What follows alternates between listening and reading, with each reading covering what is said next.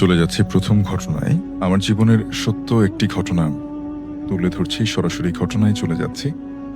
ঘটনাটি ঘটেছিল আমার আম্মুর সাথে, তার মুখ থেকেই শোনা। আমার আব্বুরা 4 ভাই সংসারে ঝামেলার কারণে আমার আব্বু আর আমার ছোট চাচা অন্য একটা জায়গাতে জমি কেনা হয়। যে জমিটিতে বাড়ি বানানোর জন্য কেনা হয় সেখানে বড় একটা তেঁতুল গাছ ছিল। বাড়ি বানানোর আগে গাছটা কাটার জন্য বলা হয় আব্বুর সাথে। যেদিন বলা হয় সেদিন রাতে ছোট চাচা স্বপ্নে দেখানো হয় তেঁতুল গাছটা কাটলে তোর অনেক বড় ক্ষতি হবে। এই স্বপ্নের কথা পরের দিন আমার চাচা কাউকে কিছু না বলে গাছটা কেটে ফেলে। অর্থাৎ তিনি ভেবেছিলেন হয়তো স্বাভাবিকভাবেই এমনি কোনো স্বপ্ন দেখেছেন, এর কোনো অর্থ নেই। আমাদের গ্রামে ভিটা জমির একটু কম ছিল। যে জমিটা আমরা কিনেছিলাম জায়গাটা খারাপ ছিল জেনেও আমার ছোট চাচা জমিটা কেনেন। এরপর গাছটি কাটার পর সেই দিন রাতে ছোট চাচার স্বপ্নে দেখে, তুই কাজটা ভালো করলি না, এর জন্য তোর অনেক বড় ক্ষতি হবে। এমন কেউ একটা বলছিল, তিনি ঠিক মুখটা পরিষ্কার দেখতে পারেননি। ছোট চাচা অনেক আতঙ্কগ্রস্ত হলেও কাউকে শেয়ার করেননি। ছোট চাচা কাউকে কিছু জানাল না। পরে ওই জমিতে বাড়ি তৈরি করা হলো। আমরা সবাই ঠিকঠাক বসবাস করছিলাম সে বাড়িতে, কোনো সমস্যা ছিল না। কিন্তু ভাইয়া, জমিতে যাওয়ার ঠিক 1 বছর পর একটা ভয়ঙ্কর ঘটনা ঘটে। আমার ছোট চাচার ছেলে, 2 বছর বয়স, নাম লাবিব, হঠাৎ একদিন ঘর থেকে হারিয়ে যায়। অনেক খোঁজার পরও লাবিবকে আর পাওয়া যায় না। পরে সন্ধ্যাবেলা আমাদের বাড়ির পেছনে কবরস্থানে পাওয়া যায়। প্রায় এভাবে লাবিব হাওয়া হয়ে যেত। হঠাৎ একদিন দুপুরে আমার আব্বু আম্মু আমি কোনো এক কারণে মামাদের বাসায় চলে যাই। সেই দিনটা ছিল শনিবার। ঠিক সন্ধ্যাবেলা আমার ছোট চাচা বাজারে গিয়েছিল, আমার ছোট কাকি রান্না করছিল। এই সুযোগে লাবিবকে নিয়ে চলে যায়। অনেক খোঁজাখুঁজির করেও তাকে খুঁজতে খুঁজতে ছোট চাচা একেবারে গ্রামের শেষ মাথায় চলে যায়। তখন রাত প্রায় 1টার বেশি বেজে গেছে। আমার চাচা একাই গেছে, সাথে কাউকে নিয়ে যায়নি। গ্রামের শেষে একটা বড় বট গাছ, তার পাশে একটা ছোট নদী। ছোট চাচা গাছের গোড়ায় খোঁজাখুঁজি করতে লাগলো। হঠাৎ করে ছোট চাচার সামনে একটা কালো বিড়াল ওই নদীর দিক থেকে চলে যাচ্ছে। চাচা তখনও ভয় পায়নি।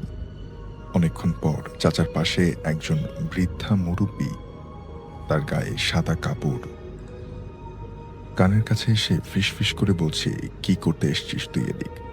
চাচা একটু চমকে উঠল। হুট করে এরকম একজন লোককে দেখার জন্য তিনি প্রস্তুত ছিলেন না। তুই অনেক দেরি করে ফেলেছিস, তোর ছেলেকে মেরে ফেলেছি, তোকে মারবো, তোর ছেলে ওই দেখ ওই পুকুর পাশে। এই কথা বলে লোকটা কোথায় যেন হাওয়ায় মিশিয়ে গেল। তখন চাচার কাছে ভালো কোনো লাইট ছিল না। ছোট চাচা ভীষণ ভয় পেয়ে চাচা নদীর পাশে দাঁড়ানো, সাথে তাকে নদীর ভিতর ফেলে দেয়া হয়। অর্থাৎ তার হাতে কোনো লাইট ছিল না। তিনি যখন ভীষণ ভয় পেয়ে সেখানে দাঁড়িয়েছিলেন, এই কথাগুলো শোনার পরে তখন তাকে নদীতে ধাক্কা দিয়ে ফেলে দেয়া হয় এবং চাচাকে মেরে ফেলার চেষ্টা করা হয়। পরে গ্রামের কিছু মানুষ খুঁজতে খুঁজতে বট গাছের গোড়ায় চলে আসে।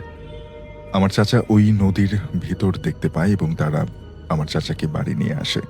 পরদিন সকালবেলা ঠিক ওই নদীতে লাবিবকে মৃত অবস্থায় পাওয়া যায়। বেশ কিছুদিন পরে ছোট চাচার স্বপ্ন দেখানো হয়, তুই বেঁচে গেলি, তোর কপাল ভালো। তোকে আমি বলেছিলাম গাছ কাটিস না, কথাটা না শোনার জন্য তোর ছেলেকে হারাতে হলো। পরে আর কোনোদিন কোনো কিছু হয়নি। তো এখন যে ঘটনাটা আমি শেয়ার করব, এটি সুমন ভাইয়ের মায়ের সাথে ঘটে যাওয়া ঘটনা। ঘটনাটির সময় ছিল 1990 কি 91 সাল। সুমন ভাইয়ের বাসা হচ্ছে খুলনা জেলার রায়ের মহল এলাকায়। সরাসরি ঘটনাতে চলে যাচ্ছি। একদিন রাত্রে সুমন ভাইয়ের আব্বা এবং আম্মা কথাবার্তা বলার একটি পর্যায়ে দুজনের মধ্যে উত্তেজনা বিরাজ করে এবং কথা কাটাকাটি করতে করতে একসময় সুমন ভাইয়ের আম্মা রাগ করে ঘর থেকে বেরিয়ে যান এবং যাওয়ার সময় বলেন যে আমি সুইসাইড করব। এই কথা বলে ঘর থেকে বেরিয়ে যান। তো সুমন ভাইয়ের আব্বা বিষয়টি আসলে ওইভাবে কোনো গুরুত্ব দেন নাই, মনে করেছে এমনি হয়তোবা রাগ করে ঘর থেকে বেরিয়ে গেছে, হয়তোবা পাশের ঘরে গিয়ে বসে আছে। কিন্তু বেশ কিছু সময় পর সুমন ভাইয়ের আব্বা বুঝতে পারেন আসলেই সুমন ভাইয়ের আম্মা রাগ করে ওনাদের বাড়ির যে এরিয়া সেখান থেকে বের হয়ে গেছেন। উনি চিন্তা করলেন কি ব্যাপার, কোথায় গেল, এত রাত হয়ে গেল।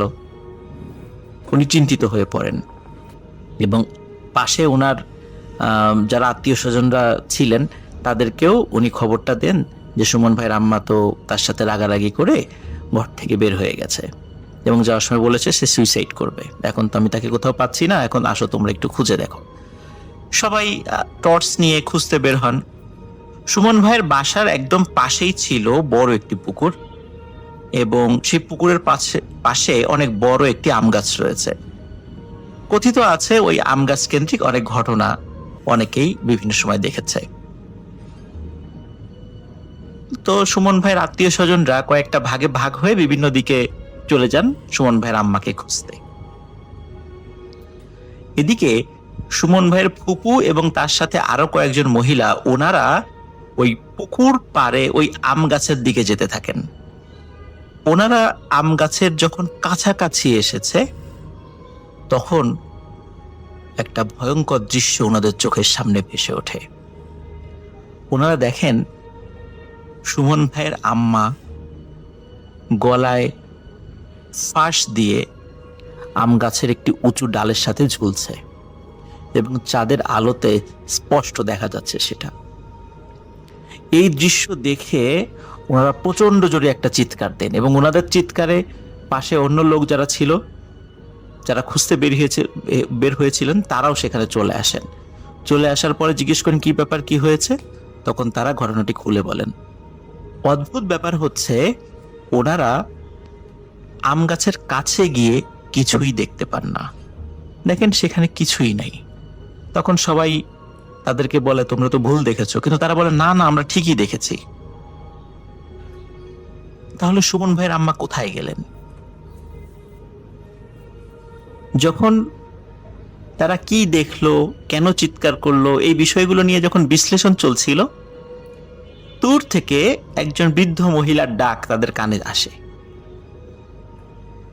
পুকুরের অপোজিট পাশেই একটি ঝুপড়ি রয়েছে, সেখানে তাদেরই দুঃসম্পর্কের এক আত্মীয়, উনি একজন বয়স্ক মহিলা সেখানে থাকেন। তখন সবাই সেখানে যান, গিয়ে দেখেন সুমন ভাইয়ের আম্মা ওই বুড়ি মহিলার সাথে বসে আছে। সবাই জিজ্ঞেস করে কি ব্যাপার, তুমি এখানে? বলে হ্যাঁ আমি এখানে। তখন বলে যে তুমি এখানে কিভাবে আসলা? তখন সুমন ভাইয়ের আম্মা বলে যে আমি বাসা থেকে বের হয়ে প্রথমে পুকুর ধারে যাই, পুকুরের ঘাটে কিছুক্ষণ বসে থাকি, তারপর আম গাছের নিচে কিছুক্ষণ বসেছিলাম। আম গাছের নিচে যখন আমি কিছু সময় বসেছিলাম তখন মনে হচ্ছিল আমার কানের কাছে কেউ ফিস ফিস ফিস ফিস করেছে। তখন আমার একটু ভয় লাগে এবং পুকুরের ওই পাশে দেখি এই চাচির ঘরে আলো জ্বলছে, উনি জেগে আছে। তখন আমি এখানে চলে আসি এবং এসে দেখি যে উনি রান্নাঘরে রান্না করছে এবং ওনার সাথে বসে আমি গল্প করছি। সুমন ভাইয়ের যে আত্মীয়া, যে মহিলারা যারা ভয়ঙ্কর একটি দৃশ্য দেখেছিলেন সুমন ভাইয়ের আম্মাকে নিয়ে, এই বিষয়টি সুমন ভাইয়ের আম্মাকে বলেন। সুমন ভাইয়ের আম্মা শুনে খুবই অবাক হন যে আমি তো আসলে ওই জায়গাটার ফিসফিস শব্দ শুনে চলে এসেছি, নিশ্চয়ই আপনারা ভুল দেখেছেন বা কোনো প্যারানর্মাল কিছু বিষয় আপনাদের সামনে দৃষ্টিগোচর হয়েছে। যাই হোক, ওখান থেকে সুমন ভাইয়ের আম্মা চলে আসেন, আবার বাসায় চলে আসেন। এই রাত্রের পর থেকে নিয়ে সুমন ভাইয়ের আম্মার সাথে আরো কিছু ঘটনা ঘটতে থাকে। তেমনই কয়েকটি ঘটনা আমি এখন আবার আপনাদের সামনে বলতে যাচ্ছি। লিসেনার্স, একদিন সুমন ভাইদের বাসার কলে পানি উঠছিল না রাতের বেলা। এশার নামাজের সময় যখন বারবার কল চাপছিল সুমন ভাইয়ের আম্মা, কিন্তু পানি উঠছিল না। তখন সুমন ভাইয়ের আম্মা চিন্তা করলেন ঠিক আছে পুকুর ঘাট থেকে আমি অজু করে আসি, যেহেতু ওনার বাসার পাশেই এই পুকুর ঘাটটি ছিল। তো উনি যখন পুকুর ঘাটে অজু করতে গিয়েছেন, অজু করে যখন উনি উঠে আসবেন, হঠাৎ দেখেন পুকুরের মাঝখান থেকে কিছু একটা সাঁতার কেটে কেটে আসছে, জাস্ট লাইক কুমির। কুমির যখন সাঁতার কেটে আসে তখন তার পিঠের একটা অংশ কিন্তু ভেসে থাকে এবং চোখ দেখা যায়, মুখের একটা অংশ ভেসে থাকে। তো সুমন ভাইয়ের আম্মা চাঁদের আলোয় স্পষ্টভাবে দেখতে পাচ্ছিলেন পুকুরের মাঝখান থেকে কুমিরের মতো কিছু একটা সাঁতার কাটতে কাটতে কাটতে কাটতে উনি যেই ঘাটের কাছে আসছেন সেদিকে আসছেন। যতই কাছে আসে ততই সুমন ভাইয়ের আম্মার কাছে মনে হচ্ছিল এটি কুমির না অন্য কিছু, মাছ না অন্য কিছু। কাছে আসছিল সুমন ভাইয়ের আম্মার কাছে মনে হচ্ছিল এই জিনিসটার মাথা অনেকটা মানুষের মতো। যখন একদম কাছে চলে আসে সুমন ভাইয়ের আম্মা ভয়ঙ্কর একটি দৃশ্য দেখতে পান, যে এটির সারা শরীর মাছ বা কুমিরের মতো। এক্স্যাক্ট যে কি এটি উনি ভালো দেখতে পারেন নাই, কিন্তু যেটা স্পষ্ট উনি দেখেছিলেন এর মাথাটা মানুষের মতো, চোখগুলো বড় বড় গোল, আর মুখে ঠিক মানুষের মতো দাঁত। সুমন ভাইয়ের আম্মার কাছে এসে অদ্ভুত শব্দে হেসে ওঠে। সুমন ভাইয়ের আম্মা ওখানে চিৎকার করে সেন্সলেস হয়ে পড়ে যান। সুমন ভাইয়ের আম্মার শব্দ যখন বাসার লোক শুনতে পারে তারা তাড়াতাড়ি পুকুরের কাছে চলে এসে তাকে অজ্ঞান অবস্থায় পান। তখন তাকে নিয়ে বাসায় নিয়ে যাওয়া হয় এবং তার জ্ঞান ফেরানো হয়। তখন জ্ঞান ফেরানোর পরে সুমন ভাইয়ের আম্মা সব বিষয় খুলে বলেন। লিসেনার্স, ঘটনাটি এখানেই শেষ নয়। ঘটনাটি শুরু আসলে হয়েছিল সুমন ভাইয়ের আম্মা যেই রাত্রে ওই আম গাছের নিচে গিয়েছিলেন। তখন থেকেই ওনার সাথে এই প্যারানরমাল বিষয়গুলো ঘটা শুরু করে। এক রাত্রে সুমন ভাইয়ের আব্বা বাসায় ছিলেন না, বাসায় ফিরতে উনি অনেক দেরি করছিলেন। সুমন ভাইয়ের আম্মা, সুমন ভাই এবং সুমন ভাই ছোট বোন তারা একসাথে শুয়েছিলেন। সুমন ভাই এবং সুমন ভাইয়ের বোন তখন অনেক ছোট। রাত যখন প্রায় 12:30, তখন সুমন ভাই এবং তার বোন দুজনেই ফিল করেন কে যেন দু হাত দিয়ে তাদের গলাটা চেপে ধরে উঁচু করে ফেলেছে। সুমন ভাই এবং সুমন ভাইয়ের বোন উভয়ই খেয়াল করেন যেই লোকটি তাদের গলা চেপে উঁচু করে ধরেছে সে আর কেউ নন, এটা তাদের মা। এবং ভাইয়ের আম্মাকে দেখে কোনোভাবেই তারা নিজের মা হিসাবে চিনতে পারছিলেন না। চুলগুলো ছিল অগোছালো, চেহারার ভয়ঙ্কর মূর্তি ধারণ করেছিল এবং গলা দিয়ে গড়গড় শব্দ আসছিল। এদিকে সুমন ভাই ওনার ভাষ্য অনুযায়ী ওনার দম আটকে প্রায় মরেই যাবেন, এমনই আশা করেছেন হয়তো এখনই উনি মারা যাবেন। কিন্তু হঠাৎ করে তখন ঘরে ওনার বাবা প্রবেশ করে এবং এই ভয়ঙ্কর দৃশ্য দেখে দ্রুত সুমন ভাইয়ের আম্মার হাত চেপে ধরে। ওনার শক্তির সাথে কোনোভাবেই ওনার বাবা পেরে উঠছিলেন না। তো অনেক কষ্টে ওনার দুই হাত থেকে ওনার দুই সন্তানকে ছুটাতে পারেন।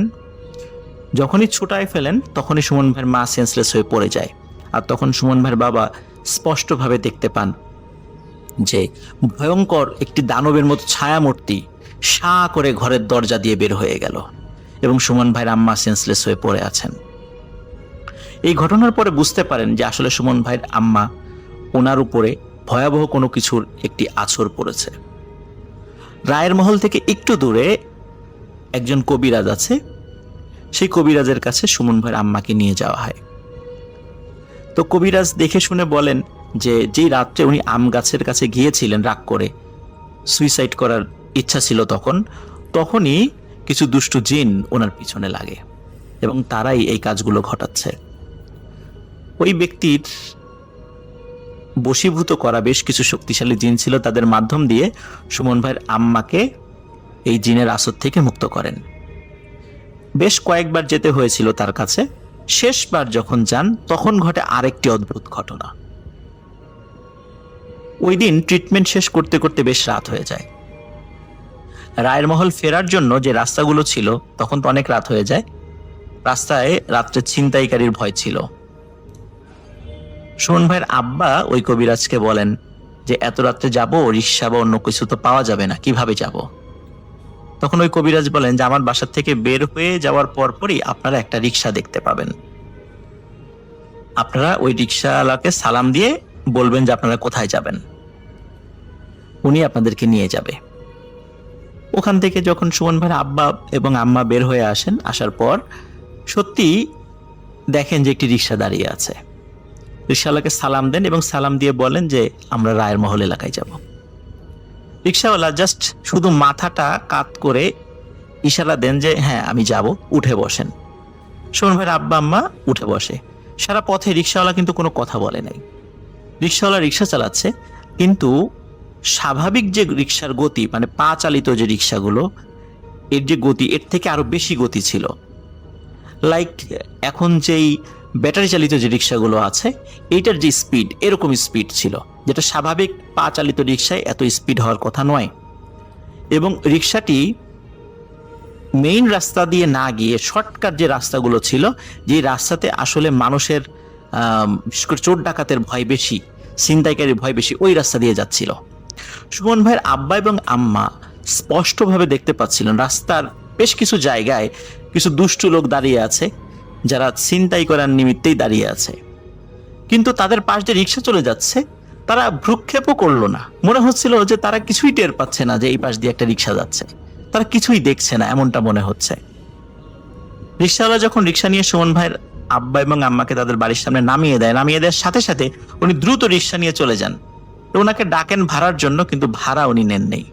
প্রিয় লিসেনার্স, এই ঘটনার মাধ্যম দিয়ে সুমন ভাইয়ের আম্মার সাথে ভয়াবহ একটি ঘটনার সমাপ্তি ঘটে। মেলটি আমাদেরকে পাঠিয়েছেন উকিয়ামং মার্মা। তিনি লিখেছেন, হয়তো আপনি এই ঘটনাটা শেয়ার করবেন কিনা জানি না, কিন্তু আজ আপনাকে একটা অলৌকিক সত্য ঘটনা শেয়ার করব। ঘটনাটা 2019 সালের বর্ষার মৌসুমে। আমাদের বাড়ির পাশে আমাদের নানুদের বাড়ি, আর কিছু দূরে এক দূর সম্পর্কের নানি থাকতেন। আর ওনার সাথে আমার নানির খুব ভালো সম্পর্ক, আর আমার সাথেও খুব ভালো সম্পর্ক ছিল। প্রতিদিন রাতে উনি নানিদের বাড়িতে বেড়াতে আসতো, আর আসার সময় আমাদের বাড়ির সদর দরজা বা গেট থেকে প্রতিদিন আমাকে ডাক দিত আর বলতো, কই তুই, আমি চলে যাচ্ছি। দুষ্টুমি করতো আমার সাথে ভীষণ রকম। কয়েকদিন ঘুরতে আসা বন্ধ হলো, তার পরে জানতে পারলাম ওনার ছেলের বউয়ের সাথে কোনো একটা কারণে ঝগড়া হয়েছে, তাই বাড়ি দিয়ে থেকে আর উনি বের হন না। এর আরো কয়েকদিন পর জানতে পারলাম ওই বৃদ্ধা নাকি গলায় ফাঁস দিয়ে মারা গেছেন। আমি ভীষণ কষ্ট পেয়েছিলাম। মারা যাওয়ার পরদিন থেকে এলাকার অনেক মানুষের সাথে নাকি অলৌকিক ঘটনা ঘটতে থাকে, যেমন ওনাকে দেখতে পাওয়া, ওনার ব্যবহার করা খাট হঠাৎ হঠাৎ নড়ে ওঠা, আরো অনেক কিছু। আমাদের সম্প্রদায়ের একটা রীতি আছে, মৃত মানুষের জন্য 7 দিনের মাথায় একটা অনুষ্ঠান করা হয়। আর সেই অনুষ্ঠান আগের দিন সন্ধ্যায় মৃত ব্যক্তিকে শ্মশানে গিয়ে সেই অনুষ্ঠানে গিয়ে আমন্ত্রণ জানানো হয়। যাই হোক, সবাই অনেক কিছু বলতো, অলৌকিক কিছু হয়। এইসব আমি কোনো কিছুই কানে নিতাম না, কারণ আমি ভূতে বিশ্বাস করতাম না। কিন্তু 7 দিনের মাথায় যে অনুষ্ঠান, সেই অনুষ্ঠানের আগের রাতে এমন কিছু ঘটনা ঘটল যা বলার বাইরে। সেদিন সকাল থেকে ঝিরঝির বৃষ্টি। সন্ধ্যায় ভাবলাম নানুদের বাড়িতে একটু বেড়াতে যাই। গিয়ে দেখলাম নানি নাকি ওনাকে দেখেছে। আসলে এই দেখতে পাওয়ার বিষয়টা হচ্ছে এমন যে ওনার মতন কাউকে কোনো জায়গায় দেখতে পাওয়া যায়, কাছে গেলে কারো কোনো চিহ্ন নেই। তো আমি নানিকে বললাম যে ধুর, ভূত বলে কিছু নেই, আর মৃত মানুষ আবার কিভাবে ফিরে আসবে। যাই হোক, নানি বলল ওনাকে নাকি ওনার ছেলে শ্মশানে গিয়ে ডেকে এনেছে। অর্থাৎ তাদের যে রিচুয়াল রয়েছে, শ্মশানে গিয়ে ডেকে আনতে হয় তার শেষকৃত্য সম্পন্ন করতে, সেটার জন্য ওনার ছেলে ওনাকে শ্মশানে গিয়ে ডেকে এনেছে। যাই হোক, সারাদিন বৃষ্টি, রাতে ওই ঝিরঝির বৃষ্টি। রাতে খাওয়ার পর সবাই যে যার মতন রুমে চলে গেলাম। আমি কিছুক্ষণ ফেসবুকে থেকে ঘুমিয়ে পড়লাম। হঠাৎ আমার ঘুম ভাঙে রাত 12:42 দিকে। কুকুরের ডাকে, আমাদের পাশের বাসায় কুকুর ছিল, সেই কুকুরটা। এরপর হঠাৎ শুনতে পেলাম আমাদের সদর দরজা বা গেট খোলার আওয়াজ। ভাবলাম চোর টোর হবে নাকি, কুকুরটা সমানে ডাকছে। তখন বৃষ্টি থেমে গিয়েছে। হঠাৎ আমি চমকে উঠলাম একটা পায়ের আওয়াজে। ওই নানি ঠিক যেভাবে শব্দ করে হাঁটেন, অবিকল ওই ধরনের পায়ের আওয়াজ। আমাদের বাড়ির দরজা আর আমার রুমের জানলা পর্যন্ত পায়চারি করার আওয়াজ। ঠিক 5-7 মিনিটের মতন সমান তালে শুধু হেঁটেই যাচ্ছে, আর কুকুর সামনে থেকে শুধুমাত্র ডেকেই যাচ্ছে। পরে ঠিক যেভাবে এলো ওই নানির মতো থপথপ করে শব্দ করে চলে যাচ্ছিল, তখন আমি জানলাটা একটু উকি মেরে আমি দেখলাম ওই নানির পা জোড়া যেমন ছিল ঠিক সেই পাটাই যেন আমাদের বাড়ির সামনে থেকে হেঁটে চলে গেল।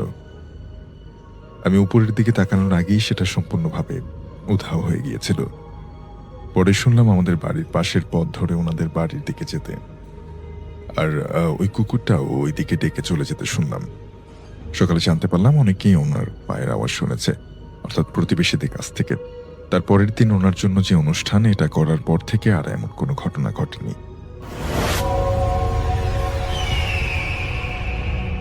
আসসালামু আলাইকুম রাসেল ভাই, আশা করছি আপনি ভালো আছেন।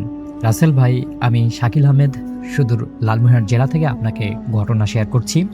আর আজকে আমি যেই ঘটনাটি আপনার সঙ্গে শেয়ার করছি, এই ঘটনাটা আমাদের গ্রামের পাশের প্রায় 200 বছরের পুরাতন একটা কবর স্থানকে নিয়ে, যেই কবর স্থানটার মাঝখানে দাঁড়িয়ে আছে বিশাল বড় একটা ভুতুড়ে বটগাছ। রাসেল ভাই, এই বটগাছটা নিয়ে বিভিন্ন ধরনের ভয়ানক ঘটনা লোকমুখে বেশ প্রচলিত, কিন্তু আজকে আমি আপনাকে এমন একটি ঘটনা শেয়ার করতে যাচ্ছি, যেই ঘটনাটা আমি নিজেও মানে বেশ এটার সঙ্গে জড়িত আর কি। তো রাসেল ভাই, কোনো কথা না বাড়িয়ে সরাসরি আমি ঘটনায় চলে যাচ্ছি। রাসেল ভাই, এই গাছটা এত বড় যে আশেপাশের প্রায় অনেক দূর পর্যন্ত এই গাছটা আছে বিস্তৃত।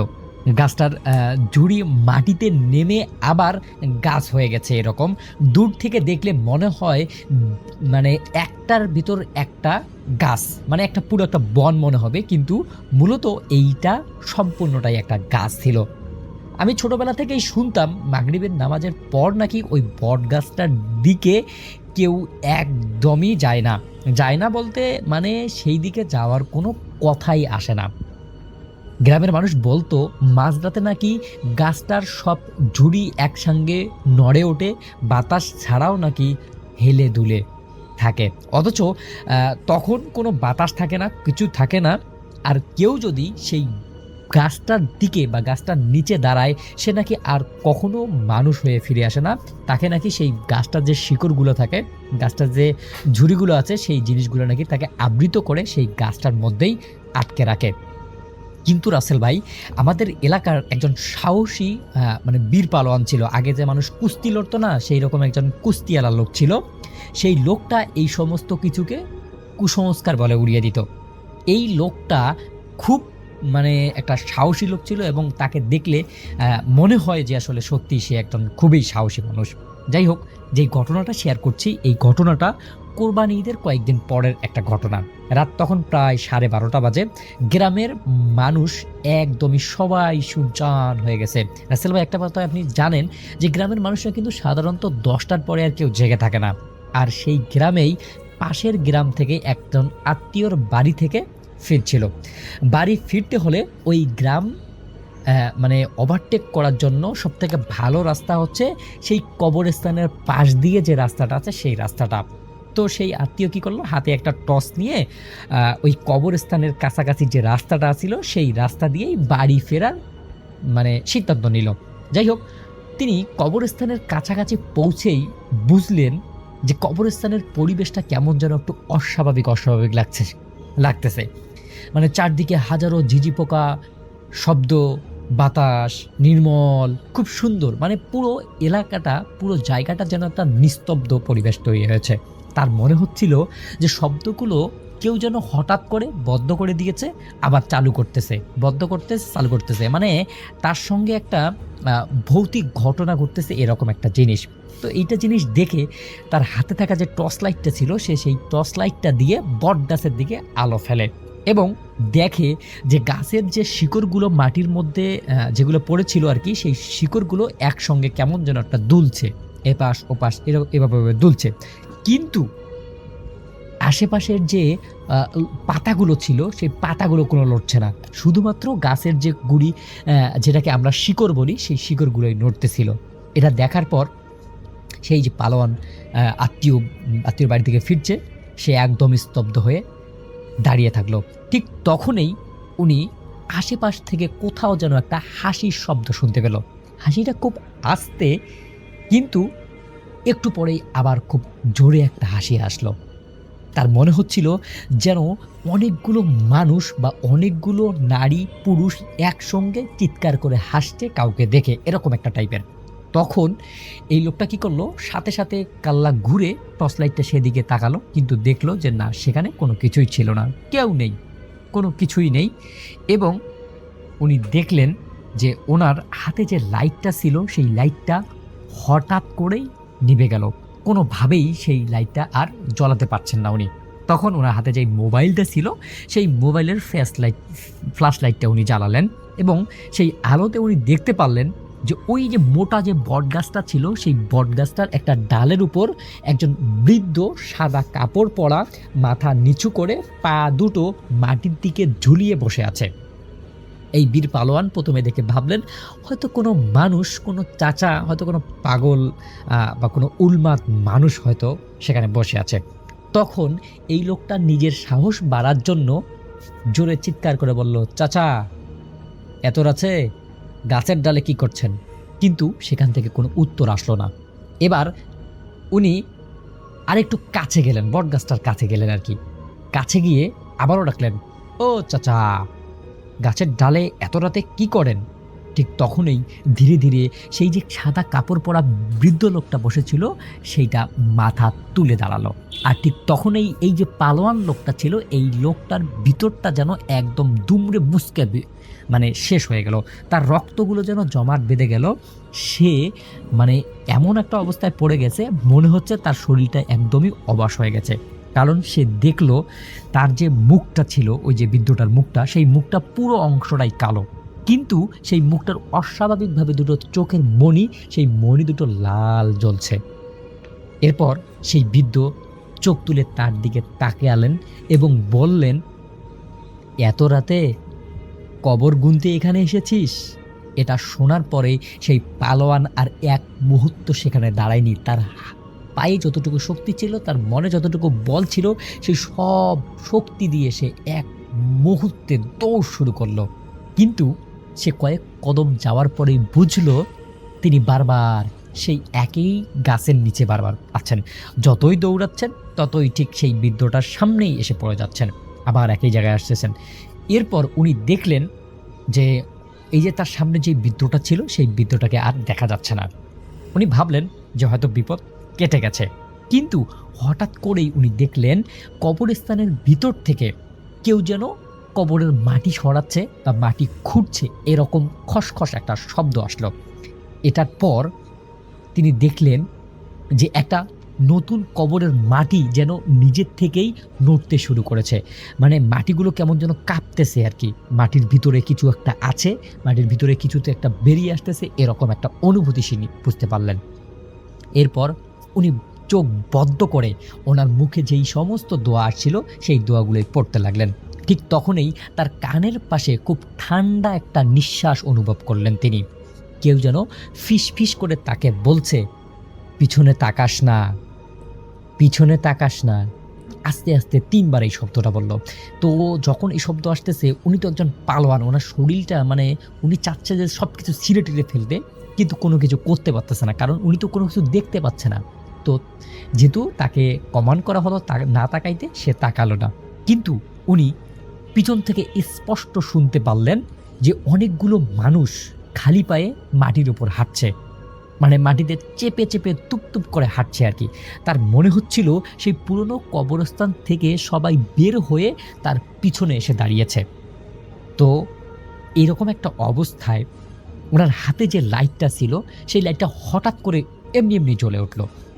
আর উনি সাহস করে এবার সামনের দিকে তাকালেন আর দেখলেন বটগাছের সব যে মানে শিকড়গুলো যে মাটির দিকে ছিল সেই সব ঝুড়িগুলো যেন নিচে নেমে এসেছে।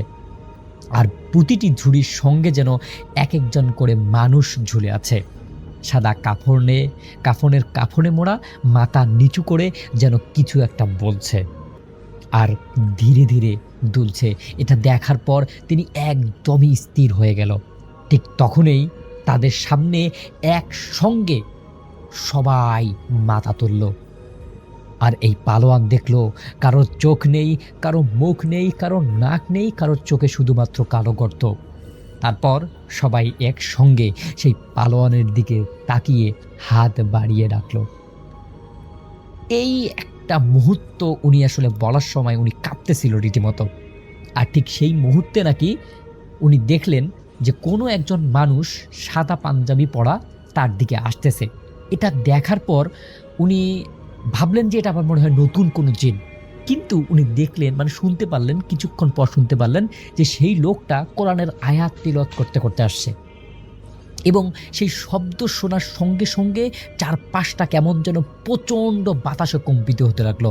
গাছের ঝুড়িগুলো আবারও আগের জায়গায় ঠিক হয়ে গেল, আর যে অদৃশ্য যে অবয়বগুলো ছিল সেই অবয়বগুলো যেন নিমেষেই হারিয়ে গেল। এবং এটা দেখার পর ওনার কাছে একটু ভালো লাগলো এবং উনি এক দৌড়ে কবরস্থান পার হয়ে ওনার বাড়িতে ফিরলেন। বাড়িতে পৌঁছে উনি দেখেন ওনার জামার পিছনে কাদোমাটি লেগে আছে। এরপর ওনার স্ত্রী ওনাকে দেখে চিৎকার করে উঠলেন এবং বললেন, তোমার জামার পিছনে এগুলো কি? আর দেখলেন যে তার জামার পিছনে 5টা আঙ্গুল, যেন কোনো শিশু মানুষ তাকে পিছন থেকে ধরে রেখেছিল। আর সব থেকে ভয়ানক যে বিষয়টা সেটা হচ্ছে, পরদিন সকালে উনি দেখেন গ্রামের সব থেকে বৃদ্ধ একজন মানুষ তার বাড়িতে অটোমেটিক সকালে এসে বসে আছে এবং তাকে বলছে যে গাছটার নিচে তুই দাঁড়িয়েছিলি, তার শিকড়ের নিচে বহু বছর আগে অচেনা কয়েকজন মানুষের কবর ছিল। এক ভয়ানক মহামারীর সময় তাদের পরিচয় না জেনেই সেখানে দাফন করা হয়েছিল। তারপর থেকেই গভীর রাতে ওই গাছের নিচে কেউ বেশিক্ষণ দাঁড়ালে নাকি এমন কিছু দেখা যায় যা মানুষের দেখা উচিত নয়। আর সেই দিনের পর থেকে সেই পালোয়ান রাতের বেলায় কখনোই দূরে যায়নি, যতই তার শক্তি থাকুক না কেন, যতই তার শক্তির বড়াই থাকুক না কেন। কিন্তু রাসেল ভাই, ওই যে গাছটা ছিল সেই গাছটা দিনের বেলাতেও যেন ভয়ঙ্কর আর কখনো দাঁড়ায়নি। কারণ কিছু গাছ আছে শতবর্ষী, কিছু গাছ আছে ভয়ানক, আর কিছু গাছ আছে ইতিহাসকে মনে করে দেয়। কিছু গাছ আছে শত বছরের বেশি সময় ধরে এমন সব রহস্য নিজের শিকড়গুলো দিয়ে লুকিয়ে রাখে, যেগুলো মানুষ না জানলেই হয়তো শান্তিতে বাঁচতে পারবে মনে হয়। রাসেল ভাই, আজকে যেই ঘটনাটি আমি আপনার সঙ্গে শেয়ার করলাম, এই ঘটনাটি যদি আপনার কাছে ভালো লাগে তাহলে অবশ্যই প্রিয় লিসেনার্সদের কাছে শোনাবেন। আমার বয়স যখন 13, তখন আমার দাদা হঠাৎ মারা যায় 2007 সালে। রাত 2টায় মারা যাওয়ায় আমরা কুমিল্লা শহর থেকে গ্রামে রওনা দিই। এত রাতে কোথাও যার গাড়ি পাওয়া যাচ্ছিল না। আমি, আমার মা, ছোট বোন, বাবা গাড়ির জন্য অপেক্ষা করছিলাম। 20-30 মিনিট হঠাৎ কোথা থেকে যেন একটা সিএনজি আমাদের সামনে এসে দাঁড়ালো। ড্রাইভারটা ছিল বয়স্ক, মুখে ছিল চাদর দিয়ে ঢাকা। এসে বলল, নোয়াগাঁও যাবেন? আমরা সবাই তো অবাক, কি ব্যাপার, সে আমাদের গ্রামের নাম জানলো কিভাবে? দাদার মৃত্যুর শোকে 7-5 না ভেবে আমরা ওই সিএনজিতে উঠে যাই। রাতের অন্ধকারে সিএনজি চলছিল, কিন্তু গতি ছিল খুবই অস্বাভাবিক। কিন্তু দাদার মৃত্যু শোক আমাদেরকে এতটাই ঘিরে ধরেছিল, কোনো স্বাভাবিকভাবেই আমাদের তা স্পর্শ করতে পারেনি। আমি ঘড়িতে দেখলাম 1:45 বাজে। মেঠো পথ দিয়ে এগিয়ে চলছিলাম আমরা। রাতের অন্ধকার এতটাই বেশি ছিল যে আমরা কোথায় আছি তা আমরা আসলে থিত করতে পারছিলাম না। এটা আমাদের চাঁদপুরের ভাষা, বুঝতে পারছিলাম না। কিছুক্ষণ পর আমি আবার ঘড়িতে দেখি 1:45। ভাবলাম ঘড়ি নষ্ট হয়ে গেছে, কিন্তু তা যে অশনি সংকেত তা আমরা বুঝতে পারিনি। হঠাৎ কানে কেমন গোঙানির শব্দ আসতে লাগলো ড্রাইভারের কাছ থেকে। আমরা ভাবলাম হয়তো অসুস্থ হয়ে গেছে, তাই এমনভাবে নিঃশ্বাস নিচ্ছে। 1 ঘন্টা পর আমরা বাড়িতে পৌঁছাই, কিন্তু গাড়ি থেকে নেমেই কেন জানি শরীর ভারিয়ে ওঠে। গোমট আবহাওয়া আর চাপা কান্নার শব্দ। ভাবলাম হয়তো ফুপুর কান্না। ভাড়া দেওয়ার মুহূর্তে সিএনজি নেই, আশেপাশে কোথাও নেই। আমরা বাড়িতে প্রবেশ করলাম, কিন্তু আশ্চর্য হলাম তখন যখন দেখলাম বাড়িতে একজন লোকও নেই, কিন্তু এত কান্নার শব্দ আসছে কোথা থেকে। ভয় পেয়ে গেলাম। কিছুক্ষণ পর দেখলাম কিছু অবয়ব খাটিয়া নিয়ে আসছে, চারিদিকে শুধু চাপা কান্নার শব্দ। এসব ঘরগুলো ছিল লাল ফিতা দিয়ে বাঁধা। আমরা বুঝলাম কোনো অশরীরীর পাল্লায় পড়েছি আমরা। আমার মা আর ছোট বোন কারা যেন নাম ধরে ডাকছে, আয় আয় আয় তোরা আয়, কিন্তু আশেপাশে কাউকে দেখা যাচ্ছিল না, শুধু লাশের খাটিয়া দেখা যাচ্ছিল। তখন আমার মা আর ছোট বোনকে দেখলাম হেঁটে চলে যাচ্ছে। আমরা বুঝলাম ওরা বশীভূত হয়ে গেছে। আমি আর বাবা ওদের খুঁজতে লাগলাম, তখন দেখলাম কালো কিছু অবয়ব তাদের চারপাশে ঘুরছে। আমি ওখানে যেতে চাইলে বাবা বাধা দিলে বলল, অপেক্ষা করো। তখন কিছু লোক এগিয়ে আসছে বাড়ির দিকে, কিন্তু সবার মুখ কালো চাদরে ঢাকা। একজন আমাদেরকে বলল, চলেন আমাদের সাথে। আমরা সেই খাটিয়ার কাছে গেলাম, চারিদিকে শুধু অবয়ব আর অবয়ব। তারা খাটিয়াকে থাকা লোকটার কাফন খুলে ফেললো আর আমাদের লক্ষ্য করে বলতে লাগলো, তোদের পালা এবার। আমি ভয়ে চিৎকার করে কান্না করতে লাগলাম। তখন তারা লাশটিকে সামনে থেকে সরিয়ে দিল এবং ধমক দিয়ে অবয়বগুলো ধমক দিতে লাগলো। তখন আমার মা আর ছোট বোন ওদের হাতে বন্দি। ওদের অট্ট হাসি আর চাপা কান্নায় কিছুক্ষণ পর আমি আর বাবা জ্ঞান হারাই। যখন হুঁশ আসে, চারিদিকে আজানের শব্দ শুনতে পাচ্ছি আর দেখতে পাই ঘিরে থাকা অনেক মানুষ। আমাদের সবাইকে খোলা মাঠে পাওয়া যায়, আর স্থানটি আমাদের পাশের গ্রামে ছিল। আশ্চর্য কথা হলো, আমাদের 4 জনের কপালই লাল টিকা দেওয়া ছিল। সবার হুঁশ ফেরার পর আমরা বাড়িতে যাই, বাদ জোহর দাদার জানাজা হয়। পরে সব স্বাভাবিক হলে আমরা সবার কাছে ঘটনাটাই বলি। পার্শ্ববর্তী মসজিদের হুজুর আসে, তিনি ছিলেন বড় আলেম। তিনি আমাদের পড়াতে পানি দেন, তাবিজ দেন আর জিন চালান দিয়ে জানতে পারেন ওই দিন রাতে আমরা যে সিএনজিতে আসি ওইটা খারাপ জিন ছিল এবং তাদের উদ্দেশ্য ছিল আমাদেরকে মেরে ফেলা। কিন্তু আজান দিয়ে দেয় বাবার আয়াতুল কুরসি পড়ার কারণে আমাদের তেমন ক্ষতি করতে পারেনি।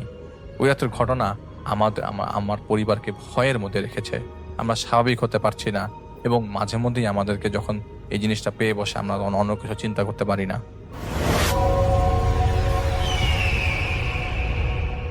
আজ থেকে প্রায় 30 বছর আগে, এবং 30 বছর আগে অর্ণবের কাকা একটি কোম্পানিতে যোগদান করেন, একটি এনজিওতে কাজে যোগদান করেন, এবং সেই সময়টায় কাজের নাকি খুব ক্রাইসিস চলছিল। এই কারণে মূল শহর থেকে তার কাকাকে সেই চাকরিতে যোগদানের জন্য চলে যেতে হয় সেই রিমোট এলাকাতে। যে জায়গাটিতে গিয়েছিল সেখানকার নাম অর্ণব লিখেছে, বাট আমি সেটা বলবো না। অর্ণব নিজেও নিষেধ করেছে, বলেছে যে এই জায়গাটার বেশ কুখ্যাতি আছে, তাই তিনি এটা শেয়ার করতে চাচ্ছেন না। কারণ অনেকেই আছেন যে একটা জায়গার নাম বেশি বেশি বলেন যেটা নাকি আসলে লোকমুখে প্রচলিত আছে এবং মানুষ সেটাকে মনে করে নেয় যে এটা আসলে সেই জায়গা সম্পর্কিত, তাই অর্ণব জানাতে চাচ্ছেন না জায়গাটার নাম। যাই হোক, সেখানে অর্ণবের কাকা একটা জব পান এবং জব পাওয়ার পরে তিনি অনেক ছক আঁকেন কিভাবে তিনি সেখানে যাবেন। সেই ছক আঁকাতে দেখা যাচ্ছে যে তার জন্য সবচেয়ে ভালো হয়, সবচেয়ে কস্ট এফেক্টিভ এবং সবচাইতে ভালো হয় তিনি যদি ট্রেনে সেই জায়গায় যান, এবং সেখানকার ট্রেন ব্যবস্থাটা বেশ ভালো। যদিও তখনকার সময় সেই ট্রেন স্টেশন সম্বন্ধে এখন যে কুখ্যাতি আছে সেরকম কুখ্যাতি খুব একটা শোনা যেত না, বা শোনা গেলেও তখন এরকম স্প্রেড হতো না। এখন যেমন ইন্টারনেটের কল্যাণে সব জায়গায় সব কাহিনী শুনতে পাওয়া যায়, জানতে পাওয়া যায়, তখনকার সময় এমনটি ছিল না। তো অর্ণবের কাকা সেই চাকরি পেয়ে তিনি ঠিক করলেন তিনি ট্রেনে করে সেখানে যাবেন, এবং তার জার্নিটা ছিল প্রায় বেশ খানিকক্ষণের, প্রায় 4-5 ঘন্টা। তার 5 ঘন্টার মতো তার ট্রেনে থাকতে হবে তার জায়গা থেকে। তিনি মূল বাসা থেকে যেখান থেকে ট্রেনে উঠবেন সেখান থেকে 5 ঘন্টার মতো তার জার্নি। তো তার একটা হিসাব বেরোলো যে তিনি রাত 8টা-9টার দিকে তিনি চলে যেতে পারবেন সেই জায়গায়, সেই কাজের জায়গায়। তো যাই হোক, তিনি রওনা দিলেন তার জায়গা থেকে, তার মূল বাসা থেকে, এবং তিনি বেরিয়ে ট্রাভেল করে আরেকটা রাউট চেঞ্জ করে তিনি যখন নাকি ট্রেনে উঠে ট্রেন মাঝপথে এসে সমস্যা করলো, এবং সমস্যা করাতে দেখা গেল যে অনেকক্ষণ ট্রেন থেমে থাকলো এবং ট্রেন চলতেই চায় না। পরবর্তীতে অনেকক্ষণ পর খবর এলো যে আরেকটা ইঞ্জিন আসছে, এসে এটাকে টেনে নিয়ে যাবে।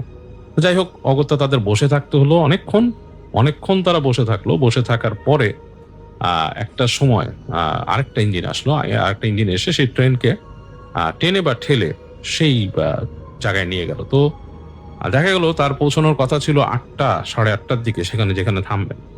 তো তিনি যখন সেই স্টেশনে পৌঁছলেন তখন গভীর রাত 1টা বেজে গেছে প্রায়, এবং মানে স্টেশন খা করছে। স্টেশনের মধ্যে কোনো রকমের এক্সট্রা বাতি তো নেই, একটা ছোট টিমে বাতি একদিকে জ্বলছে এবং কোনো মানুষজন নেই, কিচ্ছু নেই। তো তিনি প্ল্যাটফর্মে নামলেন। নেমে তিনি চিন্তা করছেন তিনি কি করবেন, কারণ তার কাছে মনে হচ্ছে যে পুরো স্টেশনের আশেপাশে কোনো এলাকায় কেউই নেই। মানে পুরো জায়গাটাকে তার কাছে মনে হচ্ছে যে একটা স্তব্ধ জায়গা, মানে থম মেরে আছে এরকম একটা ব্যাপার। তো কিছুক্ষণ দাঁড়িয়ে থাকলেন তিনি চিন্তা করছেন যে কি করবেন। তা একটা সময় তিনি চিন্তা করলেন যে আমি যদি এখানে বসে থাকি এই রাতের বেলা বের না হই, কারণ আমার কাছে বাইরের পরিবেশটাও মনে হচ্ছে বেশ মানে চুপচাপ, নিশ্চুপ, কিছু পাবো কিনা যাই না। রাত 1-1:30 বাজে এবং যে জায়গাটা এসছি এটা একটা গ্রাম্য এলাকা, মানে এখানে আসলে রাতের বেলা আমি কিভাবে যাব বা আমাকে যেখানে যেতে বলা হয়েছে তিনি এখনো কিন্তু সেখানে এসে কোনো কিছু সেট করতে পারেননি, যেখানে তিনি কোথায় উঠবেন কি। তার প্রথম কাজই হচ্ছে সেই এনজিওতে যে রিপোর্ট করা, এবং তারপর তিনি চিন্তা করেছিলেন যে এনজিওর মানুষের সহায়তায় তিনি একটা থাকার জায়গা বের করে নেবেন, সেখানে থাকার জায়গা, কোনো বোর্ডিং বা কোনো একটা জায়গা তিনি বের করবেন। তো যাই হোক, তিনি বুঝতে পারছেন যে রাত 1টার পরে এই সময় আসলে কোথাও সম্ভব হবে না, এনজিওর অফিসও হয়তো এই রাতের বেলা তিনি পাবেন না খোলা। তো তিনি হেঁটে গেলেন, হেঁটে গিয়ে দেখলেন যে স্টেশনের মধ্যে বসার কিছু বেঞ্চি আছে, সেখানে বসে থাকা যায়। তো তিনি একটা জায়গায় বসলেন, বসে তিনি কিছুক্ষণ চিন্তা করছেন, এবং মাথার উপর একটা ছাউনি আছে, ছাউনির পাশেও কিন্তু অনেকটা খোলা জায়গা, প্ল্যাটফর্মও আছে ট্রেনের, এবং সেই প্ল্যাটফর্মের পাশেও তিনি বেঞ্চি দেখেছেন কয়েকটা। তো বেঞ্চি যেখানে তার মাথার উপর ছাউনি আছে বলে সেখানে বসে আছেন, এবং আবহাওয়া তখন বেশ গুমোট, মানে বেশ হিউমিড বাতাসে তিনি ঘামছেন। তো এর মধ্যে হঠাৎ হঠাৎ এক পশলা করে বাতাস আসছে, সে বাতাস লাগাতে একটুখানি তার কাছে মনে হচ্ছে যে শান্তি। আর সেই একটা ছোট বাতি জ্বলছে, সেই বাতিটা জ্বলছে হচ্ছে যে ট্রেনের মূল স্টেশন থেকে, মানে ঢোকার যে রাস্তাটা সেই জায়গাটাতে। তো তিনি বুঝতে পারছেন যে একবার ভাবছিলেন যে তিনি বেরিয়ে যে বাইরে দাঁড়াবেন নাকি, আবার ভাবলেন যে এই বাইরে দাঁড়িয়ে এত রাতে, রাত এই 1-1:30 বেজে গেছে, এখন তো কোনো দোকানও খোলা পাবো না। তো যাই হোক, অপরিচিত জায়গা, তিনি বেরোনোর চিন্তাটা বাদ দিলেন। বসে আছেন, প্রচন্ড হিউমিড, আর তার কাছে তিনি ধুমবাই ছিলেন, কয়েকটা সিগারেট তার কাছে ছিল। তো তিনি চিন্তা করলেন আমি রেশন করে সিগারেট খাবো, কারণ আসলে তার আর্থিক অবস্থাটাও ভালো যাচ্ছিল না। তো তিনি অনেকক্ষণ বসে থেকে এক সময় তিনি সিগারেটটা ধরালেন। আশ্চর্যের ব্যাপার, যখন সিগারেটটা ধরালেন ঠিক সেই মুহূর্তে টপ করে সে বাতিটা যে জ্বলছিল সেখানে সেটা কেটে গেল, এবং মানে শব্দ করে কাটলো, মানে সেই ফিলামেন্টের লাইট মনে হলো টাস করে একটা শব্দ করে ফেটে গেল। তার কাছে বেশ অস্বস্তি লাগলো যে এই এমনটা কেন হলো যে লাইটটা ফেটে গেল এরকম হঠাৎ করে। একবার ভাবলেন হতেই পারে ইলেকট্রনিক ম্যান ফাংশন, এবং হতেই পারে যে কোনো সময় হয়তো, বা অনেক সময় সেই সময়কার সেই বাতিগুলো, ফিলামেন্টের বাতিতে কিন্তু পানির ফোঁটা পড়লেও ফেটে যেত, হ্যাঁ, পানি একটু লাগলেও অনেক সময় ফেটে যেত। তো এরকম ভাবলেন তিনি একবার, এরকম ভেবে তিনি তার সাথে সিগারেটটা ধরালেন, ধরায় সিগারেট টানছেন। বেশ গরম এমনি লাগছে, ঘেমে যাচ্ছেন প্রায়, ধোঁয়া উঠছে নামছে, অন্ধকার স্টেশনের ভেতরে। সেই প্ল্যাটফর্ম কিন্তু অন্ধকার, শুধু আকাশের আলোটা চোখে সয়ে আসছে যতটুকু দেখতে পাচ্ছেন তিনি। তো তিনি সিগারেট ধরালে যখন তিনি টানছেন তখন সেটার যে আলো তো হচ্ছে সেটাতে তিনি একটুখানি জায়গা দেখতে পাচ্ছেন তার মুখের সামনে, আর দেখতে পাচ্ছেন না। তো একটা সময় কি হলো, তার চোখে অন্ধকারটা শুয়ে এসে যে রাত তিনি মানে সেই আকাশের আলোতে হালকা বুঝতে পারছেন সামনে কি আছে না আছে। তো এরকম সময় তিনি দেখছেন যে সেই স্টেশনের প্ল্যাটফর্মের শেষের দিকে মনে হচ্ছে কেউ হাঁটছে, মানে পায়চারি করছে প্ল্যাটফর্মের মধ্যে, মানে এই মাথা টু ওই মাথা না, মানে প্ল্যাটফর্মের যে মানে প্রস্থ অংশটা, মানে ছোট অংশটা যেখান থেকে বেঞ্চি টু প্রান্তটা আর কি, যেখান থেকে রেল লাইন গেছে, সেখানে কেউ হাঁটছে। তো তিনি একবার ভাবলেন যে এখানে কি আরেকজন আছে, কেউ ওয়েট করছে। তো তার খুব একাকী লাগছিল। তো তিনি আস্তে করে উঠে তার সেই হাতে যে তার ব্যাগটা ছিল সেই ব্যাগটা আর নিলেন না, ব্যাগটাকে তিনি বেঞ্চেই রাখলেন, রেখে তিনি হেঁটে হেঁটে একটু সামনে গেলেন। সামনে যে দাঁড়ালেন, দাঁড়িয়ে তাকাচ্ছেন ডানে বামে, তো তারই দেখছেন যে হ্যাঁ সেই প্রান্তে একজন হাঁটছে। তো মনে হচ্ছে যে মাথার উপরে মানুষটার মানে চাদর দিয়ে রেখেছে। তিনি চিন্তা করছে এই গরমের মধ্যে মাথায় চাদর দিয়ে কে হাঁটছে। তো তিনি কিছুক্ষণ চিন্তা করলেন যে কি এরকম অগত্যা চিন্তা করে তারপর তিনি আর মাথা ঘামালেন না, আবার এসে বসলেন। আবার এসে বসে থাকলেন, সিগারেট শেষ হয়ে গেছে, অনেকক্ষণ বসে আছেন এবং তিনি আবার সিগারেট ধরালেন। এরকম ক্রমেই যে তার যে 3টা সিগারেট ছিল তিনি কিন্তু 3টা টেনে ফেলে তিনি শেষ করে ফেললেন সিগারেট। তো এর মধ্যে রাত আরো বাড়ছে, ধরেন তখন রাত আপনার বেড়ে 2:30টার মতো এরকম হয়ে গেছে, 1-1.5 ঘন্টা 2 ঘন্টা চলে গেছে। তো তার প্রচন্ড অস্বস্তি লাগা শুরু করলো। তো তিনি এর মধ্যে কিন্তু ওই লোকটাকে আর দেখেননি। একটু পরে তিনি খেয়াল করলেন যে আবার সেই মাথায় চাদর দেওয়া মানুষটা আবার হাঁটছে, সেই যে জায়গায় দেখছেন সেই জায়গা দিয়ে হাঁটছে মানুষটা। তো তিনি একবার চিন্তা করলেন যে এই লোকটা কি ওখানে বসে আছে নাকি সেও তার মতো এসে বসে আছে, তো চল আমি যাই একটু গল্প করি। তো তিনি কি মনে করে উঠে তিনি হেঁটে হেঁটে যাচ্ছেন। অন্ধকার কিন্তু চোখে শুয়ে গেছে, কারণ এখন মানে আকাশের আলোতে তিনি মোটামুটি বুঝতে পারছেন যে কোথায় বেঞ্চি কোথায় প্ল্যাটফর্ম, উপরে ছাউনিটা, তো ছাউনির নিচে তিনি ব্যাগ রেখে তো তিনি হেঁটে হেঁটে যাচ্ছেন। তো তার দূরত্ব কমছে সেই মানুষটা থেকে। তো হাঁটতে হাঁটতে যখন নাকি বেশ কাছে চলে আসছেন, মানুষটার সাথে তার দূরত্ব হবে 10 ফিট, 10 ফিট, 8 ফিট, 10 ফিট এরকম দূরত্ব। তো তিনি সামনে দাঁড়িয়ে একদম যখন কাছে আসছে তখন তিনি বলে, এই যে মশাই, এই যে মশাই, এভাবে করে ডাকলেন। তো 2বার ডাক দিয়েছেন, দেখলো লোকটা কথা শুনছে না। তো 3য় বার তিনি বলে, এই যে মশাই। 3য় বার যে তখন তিনি বলেছেন তখন না থেমে গেল লোক। তো থেমে গিয়ে মনে হলো তার দিকে ঘুরলো লোক। তার দিকে যে ঘুরেছে তো তিনি দেখে মনে হচ্ছে তার কাছে অন্ধকার, কিন্তু তার মধ্যে মনে হচ্ছে যে লোকটা মাথার উপরেও কাপড় দিয়ে রেখেছে। মানে মাথাটাকে মানুষ ঢেকে রাখে না, পুরো মাথাটাকে কেউ কাপড় দিয়ে ঢেকে রেখেছে। তো তার কাছে বেশ অস্বস্তি লাগলো। এই গরমের সিজনে মাথার উপর কাপড় দেওয়ার, মাথার উপর মানুষ কাপড় দিলে কিন্তু একটা ভৌতিক একটা অবকাঠামো সৃষ্টি হয়, ভৌতিক একটা অবয়ব সৃষ্টি হয়। মানুষ কিন্তু সবাই আপনারা দেখবেন যে কেউ যদি মাথার উপরে কাপড় দিয়ে রাখে, যেমন এই যে ভূত, ক্যাসপার, এই জিনিসগুলো বুঝতে গেলেও কিন্তু মাথার উপর একটা কাপড় দেওয়া, মানে আপনি ঘোস্ট লিখে সার্চ দিলেও অনলাইনে একটা ছবি পাবেন যে মাথা ঢাকা, তো একটা অন্যরকম ফিলিংস হয়। তো সেরকম তিনিও দেখে ওরকমই লাগলো তার কাছে, কি ব্যাপার মাথা ঢাকা কেন? তো ওই মানুষটা তার সামনে দাঁড়িয়ে আছে, তার চেহারা দেখা যাচ্ছে না, মনে হচ্ছে মাথার উপর একটা চাদর দেয়া। তো তিনি একবার ভাবছেন যে আমি আর কিছু বলবো, এই চিন্তা যখন তিনি করছেন, পরবর্তী সেকেন্ডে তিনি দেখলেন মানুষটা টান দিয়ে তার মাথার উপর থেকে কাপড়টা নামিয়ে ফেললো। মানুষটা যখন কাপড়টা নামিয়ে ফেললো তার বুকের মধ্যে ধক করে উঠলো, কারণ তিনি দেখলেন অন্ধকারে মানুষটার ঘাড়ের উপর থেকে আর কিছু নেই, শুধু ঘাড়টা আছে, তার কোনো গলা নেই, মাথা নেই, শুধু একটা মানুষ তার ধর নিয়ে দাঁড়িয়ে আছে এবং সেই ধরটা তার দিকে হেঁটে আসা শুরু করলো। তিনি তার সারা শরীরে গুজবাম্প ফিল করলেন এবং তিনি মানে এক দৌড় দিলেন, পেছন ফিরে দৌড় দিলেন, মানে মোমেন্ট অফ রিফ্লেক্স, মানে একটা অটোমেটিক রিফ্লেক্সে তিনি দৌড় দিলেন এবং তিনি তার ধর্ম মতে তিনি জব করা শুরু করলেন এবং দৌড়ালেন। তো দৌড়াচ্ছেন তিনি, কয়েক সেকেন্ডের মধ্যে তিনি দৌড়ে এসে পড়লেন তার ব্যাগের কাছে এবং তিনি ব্যাগটাকে থাবা দিয়ে নিলেন। তার আর কিছু খেয়াল নেই, তিনি দৌড় দিয়ে মূল রাস্তা দিয়ে, মানে মেন যে গেটটা দিয়ে বেরোনো সেখান থেকে বেরোলেন এবং তিনি বেরিয়ে গিয়ে যখন নাকি মূল স্টেশনের প্রধান ফটকে, মানে প্রধান গেটে পৌঁছাইছেন, তখন তিনি দেখলেন যে ওইখানে একটা কেচি গেট ছিল, মানে যেটাকে বলা হয় কেচি গেট, হ্যাঁ, কলাপসিবল গেট যেটাকে বলা হয়, সে কেচি গেট ছিল। তিনি দেখলেন ওখানে কেচি গেটটা লাগানো, শার্ট করা, মানে স্টেশন থেকে বেরোনোর রাস্তাটা বন্ধ, সেখানে তালা ঝুলছে আর সেখানেও আলো নাই। কয়েক সেকেন্ডের জন্য তিনি ফ্রিজ হয়ে গেলেন এবং তিনি পর মুহূর্তে দেখলেন সিঁড়ি দিয়ে, সেই যে সিঁড়ি দিয়ে তিনি নামছেন, সেই সিঁড়ি দিয়ে সেই ধরটা নেমে আসছে, মানুষের শরীরটা নেমে আসছে, মাথা নেই। তো উনি আসলে হিতহিত জ্ঞান শূন্য হয়ে ওখানে পড়ে গেলেন, তার আর কিছু খেয়াল নেই। তো অর্ণবের কাকার পরদিন হুঁশ ফিরছিল দিনের বেলা, তখন অলরেডি অনেক আলো এবং মানুষজন ঝুঁকে আছে তার দিকে, মানুষ পানি দিচ্ছে মুখে। তো তিনি তাকালেন এদিক ওদিক, তিনি বেদিশার মতো অবস্থা, কিছুই বুঝতে পারছেন না। তো মানুষজন বললো, কি হয়েছে, আপনি এখানে রাত্রে আসছেন কেন? স্টেশনে তো মানুষ আসে না রাতের বেলা, আপনাকে এই স্টেশনে কে নামাই দিল রাতের বেলা এবং কেন নামাই দিছে? স্টেশনটা বন্ধ থাকে। তো তিনি অবাক হয়ে গেলেন যে তাহলে কি হলো, উনি তো, উনার ট্রেন নষ্ট হলো, ট্রেন এসে তাকে এখানে নামাই দিয়ে গেল, তার স্পষ্ট মনে আছে। কিভাবে তিনি এখানে আসলেন এবং মানে এটা তার কাছে পুরো মিস্টিরিয়াস একটা ব্যাপার। যদি এই স্টেশনটা বন্ধই থাকে তো তাকে কিভাবে রাতের বেলা এখানে ট্রেনটা নামাই দিয়ে গেল?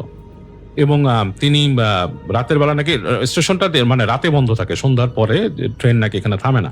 তো যাই হোক, তো এবং সেখানকার নাকি দুর্নাম আছে। তো যাই হোক, তাকে বের করা হয়েছে যে দিনের বেলা তাকে নাকি ওখানে পড়ে থাকতে দিচ্ছে, সেখানে চালা আছে, চালা আসছে, এসে পড়ে থাকতে দেখছে, সে সাথে সাথে সেখানকার যে স্টেশন মাস্টার তাকে খবর দিছে এবং তারা এসে তাড়াতাড়ি তালা খুলে তাকে বের করছে। এবং তারা তো বলা বলি করতেছিল যে এটা আসলে একটা, মানে আরেকটা কেস যুক্ত হলো, যে এই স্টেশন সম্বন্ধে যতগুলো কথা প্রচলিত আছে তার মধ্যে আরেকটা কেস এই অর্ণবের কাকা, তিনি এরকম। তবে খুবই মিস্টিরিয়াস ছিল যে রাতের বেলা তাকে কোন ট্রেন এখানে ড্রপ করে গেল বা ট্রেন কিভাবে তাকে এখানে ড্রপ করলো, এটাও একটা মিস্টিরিয়াস ব্যাপার। এখানে আসলে ড্রপ করার কথা না থাকে, সাধারণত নাকি মানে আরো পরবর্তী একটা স্টেশনে যে ড্রপ করে আসে, কেউ আসলে সেখান থেকে ঘুরে আসতো। তো যাই হোক, এই ছিল অর্ণবের কাকার একটা কাহিনী।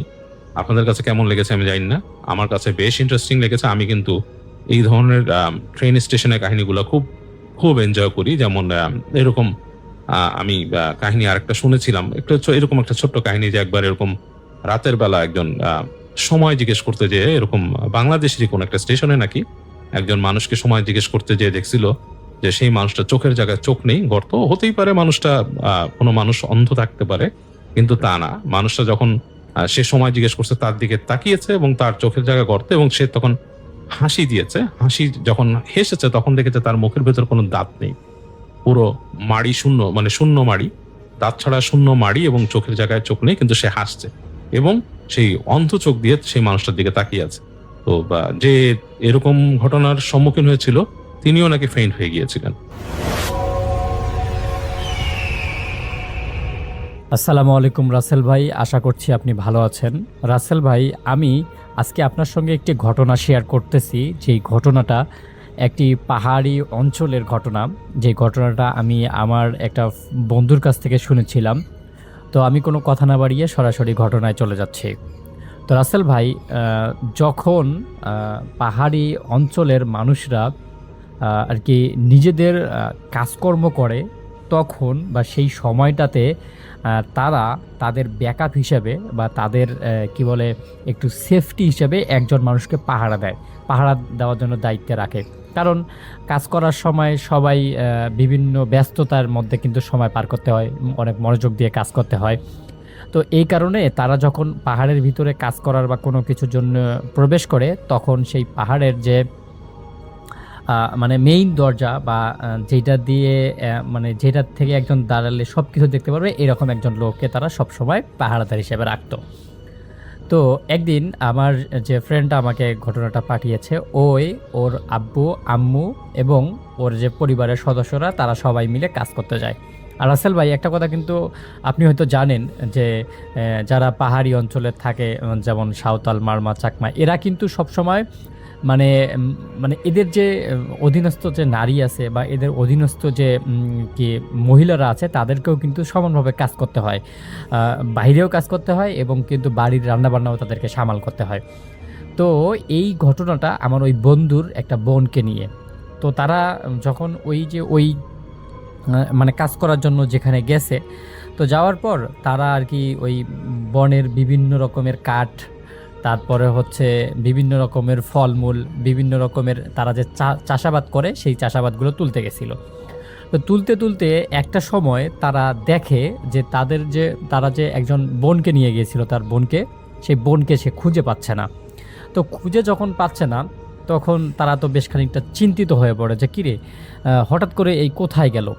তখন ওই আমার বন্ধুর যে বাবা আছে, ওই মনে করেন উনি বলতেছে হয়তো উনি ওই বাড়ি চলে গেছে, একজন বাড়িতে খোঁজ খবর নাও।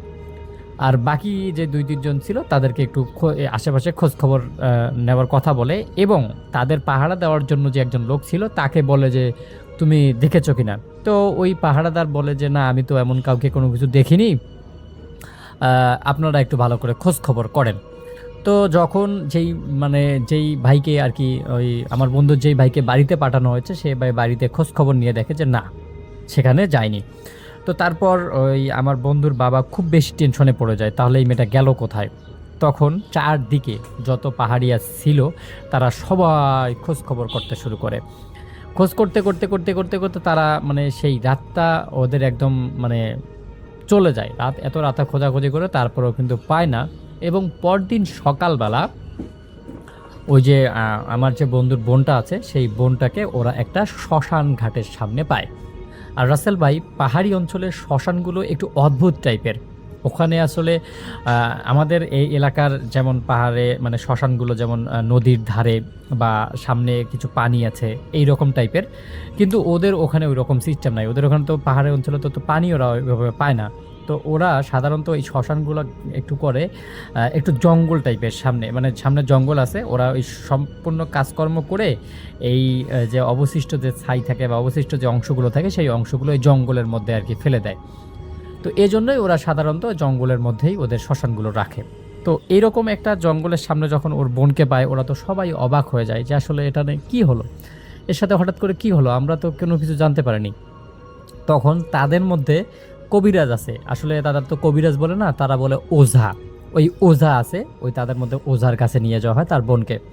তো ওঝা প্রথমে পরীক্ষা নিরীক্ষা করে দেখে যে তার বোন কোনো সমস্যা হয়নি, শুধুমাত্র অজ্ঞান হয়েছে ভয় পাওয়ার কারণে। তো অজ্ঞান যখন হয়েছে তখন ওর বোনকে আর কি কয়েকটা গাছটান্ত ওষুধ দেয় এবং একটা তাবিজ দেয়। সেই তাবিজ নিয়ে ওর বোনটা চলে আসে। কিন্তু রাসেল ভাই, এখানে একটা বিষয় হচ্ছে, তারা কিন্তু তার বোনকে আসলে জিজ্ঞাসা করে না যে কি হয়েছে বা কেমনে কি হইলো, এটা কিছু বলে না। এবং ওই যে তাদের ওঝা যে ছিল, এই ওঝাটাও তাদেরকে বলে যে এই মেয়েটাকে কিছু জিজ্ঞাসা করার আগে দরকার নেই, আগে দেখো যে ওর অ্যাক্টিভিটিসগুলো কি হয়। যখন ওর কোনো মানে ব্যবহার আচার আচরণগুলো অন্যরকম মনে হবে, তখন সাথে সাথে আমার কাছে নিয়ে আসবা। তো ওরা ওর বোনকে কোনো কিছু জিজ্ঞাসা করে না, কি হয়েছে কি না হয়েছে, এগুলো কেউ কোনো কিছু জিজ্ঞাসা করে না। তো না হওয়ার পর ওর বোন আবার স্বাভাবিক, মানে 2-1 দিন স্বাভাবিক থাকে। স্বাভাবিক থাকার পর তৃতীয় দিনের দিনে হঠাৎ করে তার বোনটা ওই যে কি বলে, ওই যে তাদের রুম থেকে উধাও হয়ে যায়। হঠাৎ করে দেখে যে রুমের মধ্যে তার বোন নাই। এবার তো তারা খুব বেশি চিন্তিত হয়ে যায়, আর তো তাকে খুঁজে পাওয়া যাচ্ছে না। তো এখন আশেপাশে চতুর্পাশে তারা একদম ধন্য হন্যার মতো করে খুঁজে, কিন্তু কোনোখানেও তার বোনকে খুঁজে পায় না। যখন খুঁজে পায় না, তখন তাদের একটা সন্দেহ হয়, আবারও কি সেই শ্মশানঘাট আছে কিনা, ওখানে গেছে কিনা। ঠিক তাদের চিন্তাটা সঠিক হয়, তারা হুবহুব সেই শ্মশানের মধ্যে গিয়ে দেখে যে আগেরবার যেই জায়গায় শুয়েছিল মানে অজ্ঞান অবস্থায়, ঠিক সেই জায়গায় এবারও পড়ে আছে অজ্ঞান অবস্থায়। এবার তাকে নিয়ে ওই ওঝার কাছে নিয়ে যাওয়া হয় এবং ওঝা এবার বিষয়টাকে অনেক সিরিয়াসলি নেয় এবং ওঝা ওই ওই আমার বন্ধুর যে বাবা ছিল মা ছিল তাদেরকে বলে, তোমার মেয়ের খুব গুরুতর সমস্যা হয়েছে, আমরা দেখছি এটা কি করা যায়। ওঝা এবং ওঝার যে 2 জন শাগরিদ ছিল ওদেরকে নিয়ে ওই আমার বন্ধুর বোনকে নিয়ে সরাসরি চলে যায় সেই শ্মশান ঘাটে এবং বলে যে রাত পর্যন্ত অপেক্ষা করতে হবে। সকালবেলা ওই ওঝার কাছে নিয়ে যায়, সকালবেলা থেকে রাত পর্যন্ত সেখানে অপেক্ষা করতে হবে। তো রাত পর্যন্ত যখন সেখানে অপেক্ষা করার পর এই ওঝা বিভিন্ন ধরনের মন্ত্রতন্ত্র পড়ে তার বোনের উপর আর কি কিছু মানে কি এগুলো ধূসর টাইপের কিছু একটা তার বোনের উপর এভাবে মানে করে সিটা দেয়। সো সিটা দিতে দিতে দিতে দিতে হঠাৎ করে তার বোনের একটা ভুম ভুম এরকম একটা শব্দ করা শুরু দেয় তার বোন। তো এটা শুনে তো তারা অবাক হয়ে যায়, কিন্তু কবিরাজ তো তখন সব কিছু জানতেছে, কবিরাজ তো সব কিছু বুঝতেছে যে আসলে কি হচ্ছে না হচ্ছে। তখন ওই ওঝা তাকে আর কি একটা বলে যে এই বলো তুমি কে, এখানে কিসের জন্য আসছো, তুমি যদি না বলো তোমাকে আমি কঠিনতম শাস্তি দেব। কিন্তু তারপরেও ওই কিছু হচ্ছে না আর কি, ওই ভ্রুম ভ্রুম শব্দই করতেছে। যখন এই ভ্রুম ভ্রুম শব্দ করতেছে তখন এই ওঝা খুব বেশি রাগান্বিত হয়ে যায় এবং এমন কিছু মানে মন্ত্র পড়া আবার শুরু করে দেয়, যেই মন্ত্রগুলোতে ওই মানে ওর বোন যে ভ্রুম ভ্রুম করতেছে এইটার পরিবর্তন হয়ে গিয়ে একটা সময় দেখা যায় যে ওই যে ওর বোন এবার কথা বলা শুরু করছে। আর কথাগুলো এমন রকমের শব্দ হচ্ছে যেগুলো হচ্ছে মানে ছেলে মানুষের কণ্ঠ, তার বোন মেয়ে মানুষের কণ্ঠে কোনো কথা বলছে না, কথাগুলো হুবহুব যেন একটা ছেলে মানুষ বলতেছে এরকম তার মনে হচ্ছে। তো এরকম যখন তার মনে হচ্ছে এবার মানে ওঝাও ভয় পেয়ে যায় এবং ওরা যারা ছিল আমার বন্ধুরা ওরাও কিন্তু বেশ ভয় পেয়ে যায়, কারণ তাদের বোন এরকম করে কথা বলতেছে, এটা তো সত্যিই একটা মানে টেনশনের বিষয়। কিন্তু ওঝা আর কি তাকে জিজ্ঞাসা করে যে তুমি কে, এর উপর কিভাবে ভর করলে, কিভাবে এর কাছে আসলে। তখন ওই আর কি ছেলে কণ্ঠে বলতেছে যে এই নারী আমার ক্ষতি করেছে, এই জন্য আমি তার উপর ভর করেছি, আমি তাকে ছাড়বো না, আমি তার উপর প্রতিশোধ নেব। তো এগুলো শোনার পর ওঝা বেশ খানিকটা ঘাবড়ে যায় এবং বলে যে তোমার সাথে কি করেছে তুমি বলো। তখন বলে যে আমি ওখানে শুয়েছিলাম গাছের ডালে, সেই গাছের ডালটা ও ভেঙে ফেলেছে, এজন্যই আমি অনেক ব্যথা পেয়েছি, আমার কষ্ট হয়েছে, আমি চাই এই মেয়েরও কষ্ট হোক। তো এটা শোনার পর ওঝা বেশ খানিকটা বুঝতে পারে যে আসলে এটা একটা শয়তান জিন তার প্রতিশোধ নেওয়ার জন্য এরকম করতেছে। তখন ওঝা বলে যে না, এটা তোমার করা যাবে না, এ হয়তো ভুল করেছে, তুমি একে মুক্ত করে দাও। তখন বলে যে না, আমি মুক্ত করব না যতক্ষণ না পর্যন্ত আমি আমার প্রতিশোধ নিতে পারবো। তো তখন পাহাড়ি অঞ্চলের মানে রাত যখন যতই নির্ঘুম হচ্ছে ততই কিন্তু ভয় বেড়ে যাচ্ছে আরও একটা শ্মশান ঘাটের পাশে। যদিও অনেক লোকজন সেখানে ছিল, কিন্তু ওঝা বলতেছে আচ্ছা ঠিক আছে, তুমি একে ছেড়ে দিবে, তার জন্য তোমার কি দরকার, তুমি কি পেলে খুশি হবে এটা আমাকে বলো, আমরা তোমাকে সেটা দিব। তো তখন ওই আর কি ওই ছেলে কণ্ঠে বলে যে আমাকে একটা পাহাড়ি একটা ছাগল দিতে হবে, সুন্দর সাদা রঙের, আর ছাগলটা হতে হবে মানে অনেক স্বাস্থ্যবান, অনেক কিছু আর কি ক্রাইটেরিয়া শর্ত দেয়। তো সেই শর্ত অনুযায়ী একটা ছাগল সেখানে দিয়ে আসা হয়, এবং দেওয়ার পর ওর ওই যে ওর বোন যে ছিল, ওর বোনের কণ্ঠটা আস্তে আস্তে আস্তে আস্তে চেঞ্জ হয়ে যায়। চেঞ্জ হয়ে যাওয়ার পর একটা সময় দেখা যায় যে ওর বোন স্বাভাবিক হয়ে যায়। স্বাভাবিক হওয়ার পর আর কি ওর বোন হঠাৎ করে বললো যে আমরা এখানে কেন, মানে তার এতক্ষণ থেকে যে এখানে আসছিল তার এগুলো কিছু মনে হচ্ছে না। হঠাৎ করে সে বললো যে আমরা এখানে কেন ভাই, আমরা এখানে কেন, ওর বাবা মাকে, মানে সে একটা অদ্ভুত রকমের আচরণ করা শুরু করে দেয়। তখন সবাই তাকে বলে যে তোমার সাথে এরকম এরকম হয়েছিল। তখন ওই মেয়েটার আর কি হুঁশ আছে, তখন সে বলে যে আমি তোমাদের সাথে কাজ করতে করতে হঠাৎ করে সাইডে দেখি একটা মানে গাছের ডালে সুন্দর একটা পাখি আমি দেখতে পারি। তো আমি ওই পাখিটাকে ধরার জন্য যেই গাছের ডালে পাখিটা বসেছিল সেই গাছের ডালটা আমি ভাঙি, কিন্তু আমি যখন আর কি গাছের ডালটা ভাঙি তখন ওই পাখিটা হঠাৎ করে কেমন জানি একটা চিৎকার দিয়ে ওঠে, কেমন জানি একটা শব্দ করে। সেই শব্দ করার পর আর আমার আসলে কোনো কিছুই মনে নেই।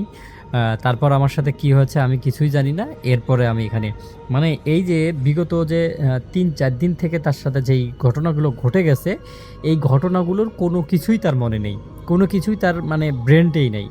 তো রাসেল ভাই এইরকম একটা ভয়ানক ঘটনা, আর এইরকম একটা ঘটনা আসলে আমার জীবনে আমি খুবই কমই শুনেছি। তো এটাই ছিল ঘটনা। যদি আপনার ভালো লাগে তাহলে শেয়ার করবেন। ঘটনাটা আমার মামার সাথে ঘটে যাওয়া একটা ঘটনা। আমার মামার নাম ছদ্মনাম হিসেবে ব্যবহার করছি সঙ্গত কারণে। আমার আম্মুর কাছ থেকে শোনা 1980 থেকে 90-এর মাঝামাঝি দিকের ঘটনা। ঘটনাটা আমাদের দেশের বাড়ি চট্টগ্রামের, এবং আমার মামা হাশেম প্রায় সময় রাত করে বাসায় ফিরতেন। রাতে গ্রামের বাজারে আড্ডা দিতেন। তো একদিন মামা আড্ডা দিতে দিতে বেশ দেরি হয়ে যায়। তো মামা বাসায় ফিরবেন বলে উঠে দাঁড়ান। ওই সময় মামার বন্ধুরা বলেন যে এত রাত তো অনেক বেশি হয়ে গেছে, যাওয়া ঠিক হবে না, এখানে থেকে যা, আজকে পাশেই বাসা আমার। কিন্তু মামা যেহেতু বাসায় যাবে চিন্তা করেছে, তাই রাজি হয় না আর কি থাকতে। তো রাত হয়ে গেছিল। তো মামার সাথে মামার এক বন্ধুও ছিল, উনি বলে যে চল, যেহেতু তুই একা যাবি হাসেম, আমিও যাবো তোর সাথে, তোকে আগায় দিয়ে আসবো না, চল। তো মামার বন্ধু ছিল সাহসী আর পরেশগার মানুষ ছিল। তো তখনকার দিনে 80-90-এর দিকে রাত হলে একদম নীরব হয়ে যেত চারিপাশ। আর তখন আনুমানিক রাত 12টার মতো। তো ওনারা দুজন বাসার উদ্দেশ্যে রওনা দেন। তো কাঁচা রাস্তা দিয়ে কথা বলতে বলতে যাচ্ছিল, হঠাৎ তাদের এক পর্যায়ে তাদের সামনে একটা কালো বিড়াল তারা দেখতে পায়। তো মামা দেখে যে তার ফ্রেন্ড রাগ হয়ে গেছে এবং বলছে যে এই সরে যা, দেখে পিছন দিয়ে যা। তো তারপর বিড়ালটা ফোঁস করে রাগীভাবে ওই দিক থেকে চলে যায়। তো বিড়ালটাকে খুব তাড়া দিয়ে বলে। তো মামার বন্ধুটা হয়তো খুব খারাপ আঁচ করতে পারছিল। তো তিনি মামাকে বলেন যে হাসেম তাড়াতাড়ি হাঁট। তো কিছু দূর যাওয়ার পরে ওনারা দুজন উভয়ই থমকে দাঁড়ায়। সামনে দেখেন যে দুপাশে নারিকেল গাছ আছে, ওই গাছের দুই সাইডে বিশাল বড় পা দিয়ে বড় কালো ছায়ার মতো রাস্তার উপর একটা অবয়ব দাঁড়িয়ে আছে। তো মামার বন্ধু বুঝতে পারছে যে ওই বিড়ালটা থেকে খারাপ কিছু তাড়ানোর কারণে এখানে এসছে। তো ওই অবয়বটা তখন বলছে যে নিচ দিয়ে যা। মামার বন্ধু বলছে তুই সর, তারপরে যাব। কিন্তু অবয়বটা সরছিল না, আর ওটার পায়ের নিচ দিয়ে গেলে বিপদ হবে বুঝতে পেরে মামা তখন তার বন্ধুর হাত শক্ত করে ধরে রেখেছে এবং বলছে যে হাসেম ভয় পেও না, তুমি টেনশন করো না। তো তার মামা বন্ধু বলছিল। তারপর তিনি কিছু দোয়া দুরুদ পরে এবং গা বন্ধ করে দেন, মামারও শরীর বন্ধ করে দেন এবং মাটি কিছু নিয়ে হাতে নিয়ে দোয়া পরে সেই অবয়বটার দিকে ছুঁড়ে মারেন এবং জিনিসটা হঠাৎ উধাও হয়ে যায়। এবং মামার বন্ধু বেশ কিছুটা ভয় পেয়ে গেছিল। এইসব পরিস্থিতিতে ভয় পাওয়াটা খুবই স্বাভাবিক। আমার বন্ধু ছিল সাহসী, তারপরও ভয় পেয়ে যায়। তারা দ্রুত হাঁটতে শুরু করে, কিন্তু তারা লক্ষ্য করছিল যে দূর থেকে তাদের দিকে মাটির চাক হঠাৎ করে পিছন দিয়ে ছুঁড়ে আসতেছে এবং মাটির দলা ছুঁড়ে মারছে কি জানি। তো মামার বন্ধুর গা যেহেতু বন্ধ করা ছিল, তাই এগুলো তাদের গায়ে লাগছিল না। তারপর পিছন থেকে বিভিন্ন শব্দ হচ্ছিল। মামার বন্ধু বলছিল যে হাসেম ভয় পাস নে, জোরে জোরে হাঁট, পিছনে তাকাবি না। এক পর্যায়ে তারা প্রায় বাসার কাছে চলে আসে। আর বাসায় আসার রাস্তাটা দিয়ে একটা পুকুর ছিল আর সামনে ছিল বাড়ির উঠান। ওনারা তখন পিছন থেকে শুনতে পান যে এবং খুব কর্কশ গলায় যে আজকে পারলি বেঁচে গেলি, খালি শুধুমাত্র নিচ দিয়ে গেলি না বলে। এবং হঠাৎ করে তখনই পুকুরে ধপাস করে একটা শব্দ হয়, এবং শব্দ পড়ার পরে তারা সাহস ধরে রাখতে পারছিল না, তারা তার মা মা বলে ডাকতে থাকে। তারপরে আমার নানি আরো বাসার লোকজন বের হয়ে দেখে উঠানে আমার মামা এবং তার বন্ধু বসে পড়ে আছে, মুখ দিয়ে দুজনের ফেনার মতো বের হয়ে গেছে, অলমোস্ট অজ্ঞানের মতো অবস্থা। তারপর তাড়াতাড়ি ওনাদের বাসায় নিয়ে মাথায় পানি ঢালা হয়। বেশ কিছুক্ষণ পরে তাদের হুঁশ ফেরে, বিভিন্ন দোয়া দুরুদ পরে ফু দিয়ে দেয় বাসার লোকজন। ওই রাতে মামার বন্ধু মামার বাসায় ছিল। পরে ফজর হলে হুজুরকে ডেকে নিয়ে আসে এলাকার লোকজনরা। উনি কিছুটা ঝেড়ে পানি পরে দিয়ে যান এবং বলছিল যে বড় ক্ষতি হতে পারতো, যেহেতু জিনটা ছিল বিড়ালের বেশে। ওভাবে তাড়িয়ে দেওয়ার ফলে পরে জিনিসটা ভয় দেখিয়েছে বা ক্ষতি করতে চেষ্টা করেছে, আর বলছে বেশ করে এইভাবে যেন বেশি রাত করে না আসা হয়। নুহিনের পরিবার, স্পেশালি তার বাবা একজন ওঝা। ওঝার ছেলে হওয়ার সুবাদে জিন কেন্দ্রিক অসংখ্য তিনি প্রত্যক্ষ করেছেন, অসংখ্য ঘটনার সাক্ষীও তিনি। যেই ঘটনাটি তিনি আমাদেরকে দিয়েছেন এটি তার নিজের সাথে ঘটে যাওয়া একটি ঘটনা। তো কথা না বাড়িয়ে সরাসরি স্টোরিতে চলে যাচ্ছি। এটি শুরু 2017 সালে। 2017 সালের মাত্র 3 দিনের ব্যবধান। প্রথম দিন তার দাদা, দ্বিতীয় দিন তার মামা এবং তৃতীয় দিন তার নানা মারা যান। মাত্র 3 দিনের ব্যবধানে পরিবারের 3 জন সদস্যের মৃত্যুতে তার পুরো পরিবারে একটি ভয়াবহ শোকের ছায়া নেমে আসে। তৃতীয় দিন যখন তার নানা মারা যান, তখন ওই দিন তার নানার দাফন কাফন করতে বেশ দেরি হয়ে যায়। কারণ তার খালা এবং অন্যান্য আত্মীয় স্বজনরা ঢাকা সহ দূরবর্তী স্থানে থাকার কারণে তাদের আসতে দেরি হয়। এই কারণে বেশ রাত হয়ে যায় তার নানার দাফন কাফন করতে। যখন দাফন কাফন শেষ হয়ে যায়, শেষ হওয়ার পর গ্রামে যেহেতু অনেক আত্মীয়দের সমাগম হয়েছে, তাই এই নুহিনদের বাসায় অনেক আত্মীয় সমাগম হয়। এখন থাকার জায়গার একটি সংকট দেখা দেয়। তখন যেটা হয় সেটা হচ্ছে নুহিন, তার মা, তার খালা এবং খালাতো ভাই, এই 4 জন পাশের একটি বাসা, তাদের রিলেটিভ আর কি, সেই বাসাতে যান। সেই বাসায় তাদের থাকার ব্যবস্থা করা হয়। তাদের থাকার ব্যবস্থা যেখানে করা হয় এটি হচ্ছে একটি বড় একটি বাড়ি। সেই বাড়ির বারান্দা একটি রুম রয়েছে। আমরা গ্রামের বাড়িগুলোতে অনেক সময় বারান্দার দিকে রুম দেখি এবং সেই রুমের পাশে একটি জানালাও থাকে, অনেকেই সেটা দেখে থাকতেন। তো এরকম বারান্দার একটি সুন্দর রুমে তাদের থাকার ব্যবস্থা করা হয়। ওটা অনেক বড় খাট ছিল। ওই বাড়িতেও আরো আত্মীয় স্বজনরা এসেছিল, তাদের ভিতরে থাকার ব্যবস্থা করা হয়েছে। তো কথা বলতে বলতে রাত 12টারও বেশি বেজে যায়। ওই বাড়িটার পাশের যেই বেড়া দিয়ে করা হয়েছে সেটা ছিল টিনের বেড়া। যখন ওই খাটে নুহিন, তার মা, খালা এবং খালাতো ভাই শুয়েছে, তো নুহিন এবং তার খালাতো ভাই এক পাশে, বিশেষ করে জানালার পাশে শুয়েছে, আর একদম জানালার পাশে ছিল নুহিন। হঠাৎ এক ধরনের শব্দ সবাই শুনতে পায়। টিন যেহেতু উঁচু নিচু হয়, কেউ যদি হাতে একটি লাঠি নিয়ে ওই টিনের উপরে টাচ করে যদি হাঁটতে থাকে, সেই লাঠিটা একবার উঁচুতে থাকবে, একবার নিচু থাকবে, তখন ঠক ঠক ঠক ঠক এক ধরনের আওয়াজ হবে। বাড়ির সবাই এই ঠক আওয়াজ শুনতে পাচ্ছিল। তখন নুহিন এবং তার আম্মা ওই বাড়ির লোককে জিজ্ঞেস করে, কি ব্যাপার, এমন শব্দ কেন? তখন তারা বলে, রাত্রে প্রায়ই এমন শব্দ হয় এবং কোনো অশরীরী কিছু একটা এই শব্দ করে থাকে, সুতরাং ভয়ের কিছু নেই, আপনারা ঘুমিয়ে পড়েন।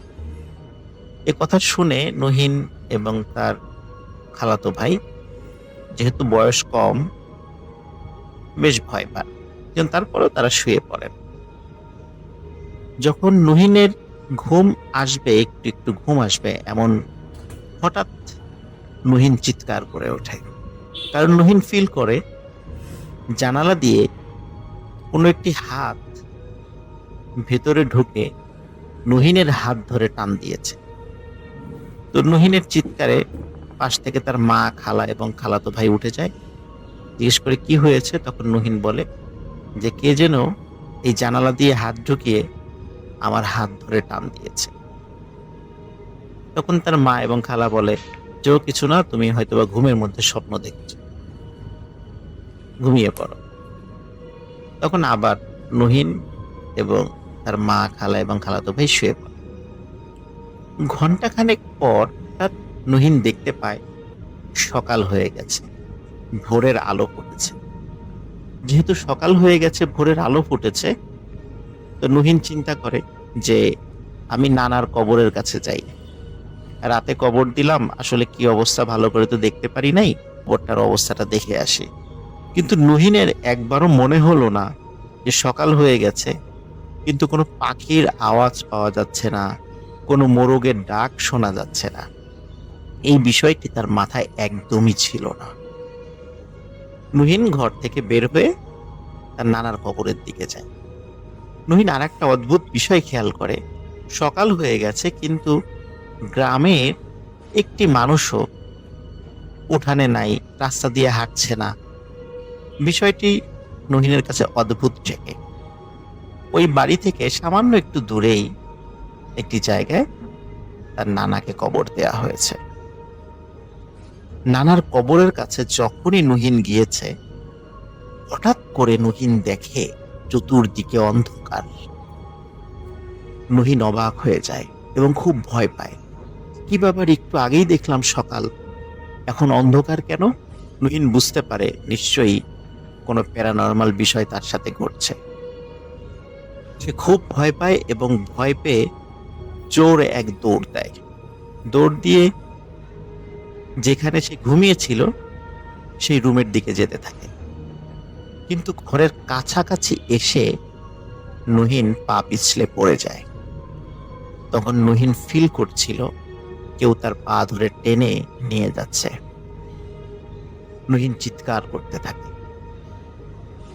চিৎকারের একটি পর্যায়ে সে ফিল করে তার পাটি ছেড়ে দিয়েছে। এদিকে তার চিৎকারে ওই বাড়ির লোকজন ঘুম থেকে জেগে যায়।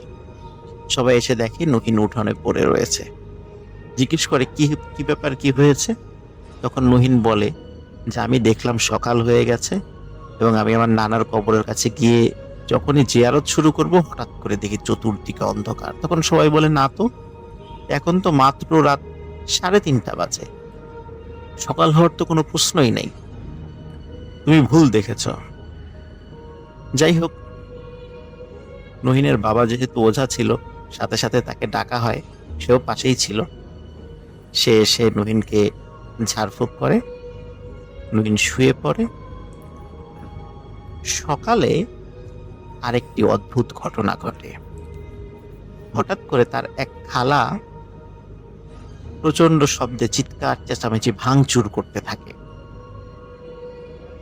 নুহিনের বাবা যেহেতু ওঝা ছিলেন, যখনই তার খালার কাছে গিয়েছেন, তখনই তার খালা নুহিনের বাবাকে কি রকমের গালিগালাজ শুরু করে, বলে এই তুই কেন এখানে এসেছিস, এই সেই অনেক কথাবার্তা।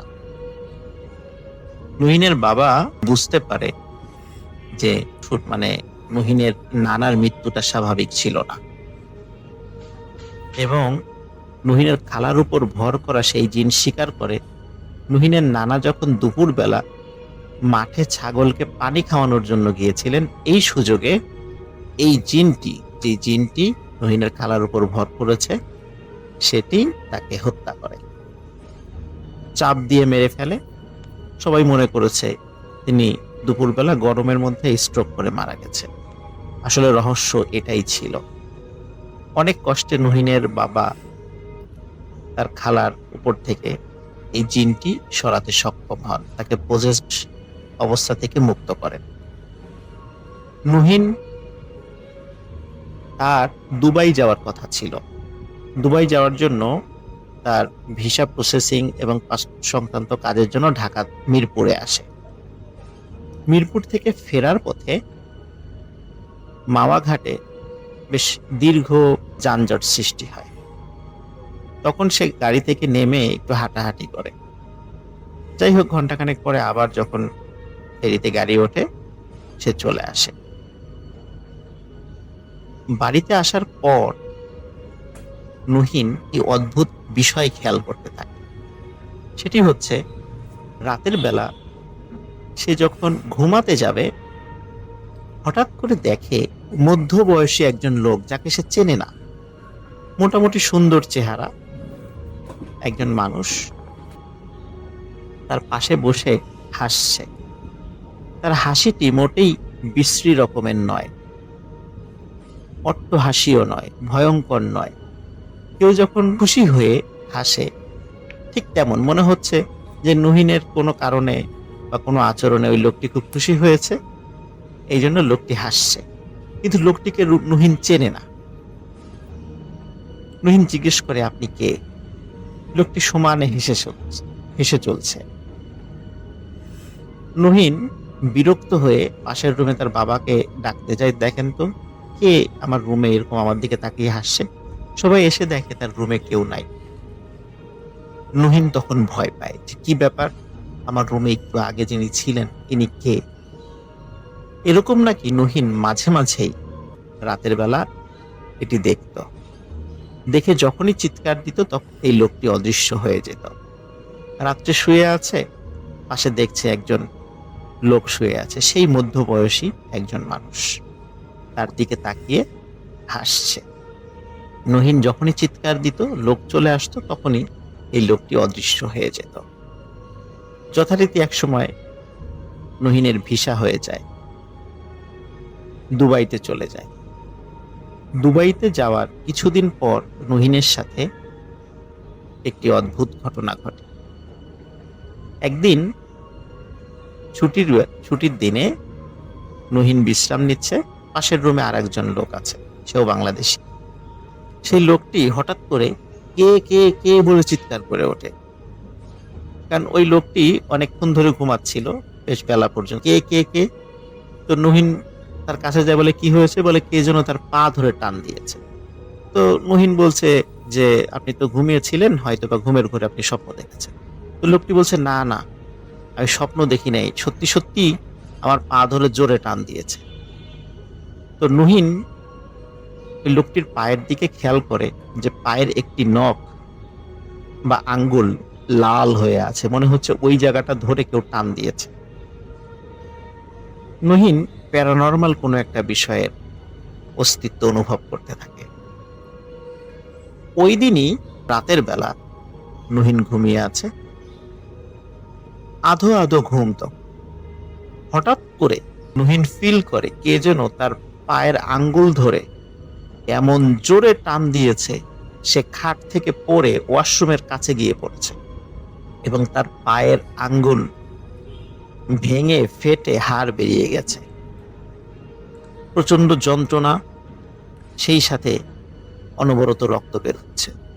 সাথে সাথে হসপিটালে ফোন করা হয়।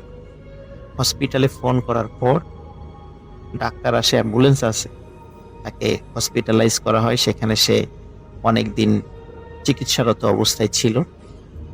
নুহিন এই বিষয়টি তার বাবাকে যখন জানায়, তখন তার বাবা দেশ থেকেই এই সমস্যার কারণ উদ্ঘাটন করার চেষ্টা করে। কারণ উদ্ঘাটনের দেখা যায় যে নুহিন যখন ঢাকা থেকে ফেরার পথে মাওয়া ঘাটে অপেক্ষা করছিল, তখন সেই জিনটি, যে জিনটি তার নানাকে হত্যা করেছে এবং তার খালার উপরে পজেসড হয়েছিল, সেই জিনটি ওই সময় তার পিছু নিয়েছে আবারও, এবং পিছু নিতে নিতে দুবাইতেও এসে হাজির হয়েছে। তখন নুহিনের বাবা সে দেশে থেকেই ট্রিটমেন্ট করা শুরু করে এবং এই মুহূর্তে নুহিনের অবস্থা ভালো, আপাতত তার সাথে কোনো প্যারানর্মাল বিষয় ঘটছে না। এইবারে আমার নিজের সাথে ঘটে যাওয়া একটা ঘটনা পাঠাচ্ছি। আমি তখন নারায়ণগঞ্জ কলেজে পড়াশোনা করতাম। আমি কলেজের বিএনসিসি এর সদস্য ছিলাম। আমাদের কলেজের পেছনের দিকে অনেকগুলো পুরনো দিনের সরকারি দালান রয়েছে। লোকজনের মুখে শুনেছি এই দালানগুলো ইংরেজ আমলে তৈরি করা হয়েছিল। এখন এটা একেবারেই পরিত্যক্ত করা হয়েছে, আর দেখতেও অনেকটা ভয়ঙ্কর লাগে। চারপাশে প্রচুর গাছপালা থাকার কারণে জায়গাটা সবসময় একদম অন্ধকার মনে হতো। এবার আসি মূল ঘটনায়। আমাদের কলেজের নতুন ছাত্রদের জন্য নবীন বরণ অনুষ্ঠানের আয়োজন করা হয়। এবারে আমাদের কি সবকিছু করতে হবে, তাই আমরা কিছু সংখ্যক বিএনসিসিআর সদস্য সিদ্ধান্ত নিলাম আমরা কলেজেই রাত্রি যাপন করব। যেমনটা ভাবা তেমন কাজ। আমি সহ আরো 3 জন থাকলাম। সব কাজ শেষ করে উঠতে রাত প্রায় 3টা-4টা হবে, মানে অনেক রাত হয়ে গিয়েছিল। এ সময় আমার প্রকৃতির ডাকে সাড়া দেওয়ার প্রয়োজন পড়ে, মানে আমাকে বাথরুমে যেতে হবে। আগেই বলে রাখি শাফিন ভাই, আমাদের কলেজের বাথরুম ছিল ওই পুরনো দালানের পাশেই। তো যেই আমি বাথরুমের কাছাকাছি গেলাম, ঠিক তখনই লক্ষ্য করলাম ওই পুরনো দালানের 2য় তলায় ধবধবে সাদা কাপড় পরা একটা মহিলা হেঁটে এদিক ওদিক যাচ্ছে। এটা দেখে আমার শরীরের লোম দাঁড়িয়ে গেল, কেননা বাথরুমে যাওয়ার আগে বন্ধুরা আমাকে ভূতের ভয় দেখিয়েছিল, আর যেটা আমি দেখছি সেটা আমার কাছে খুব স্বাভাবিক মনে হচ্ছিল না। আমার হাতে একটা লাইট ছিল, আমি কেন যেন লাইটের আলোটা ওই মহিলার দিকে মারলাম। সাথে সাথে মহিলাটি আমার দিকে ঘাউড়িয়ে তাকালো। তার চোখগুলো আগুনের মতো, আর মাথাটা একেবারে উল্টো দিকে, মানে বডি ছিল পেছনের দিকে আর মাথাটা ছিল আমার দিকে।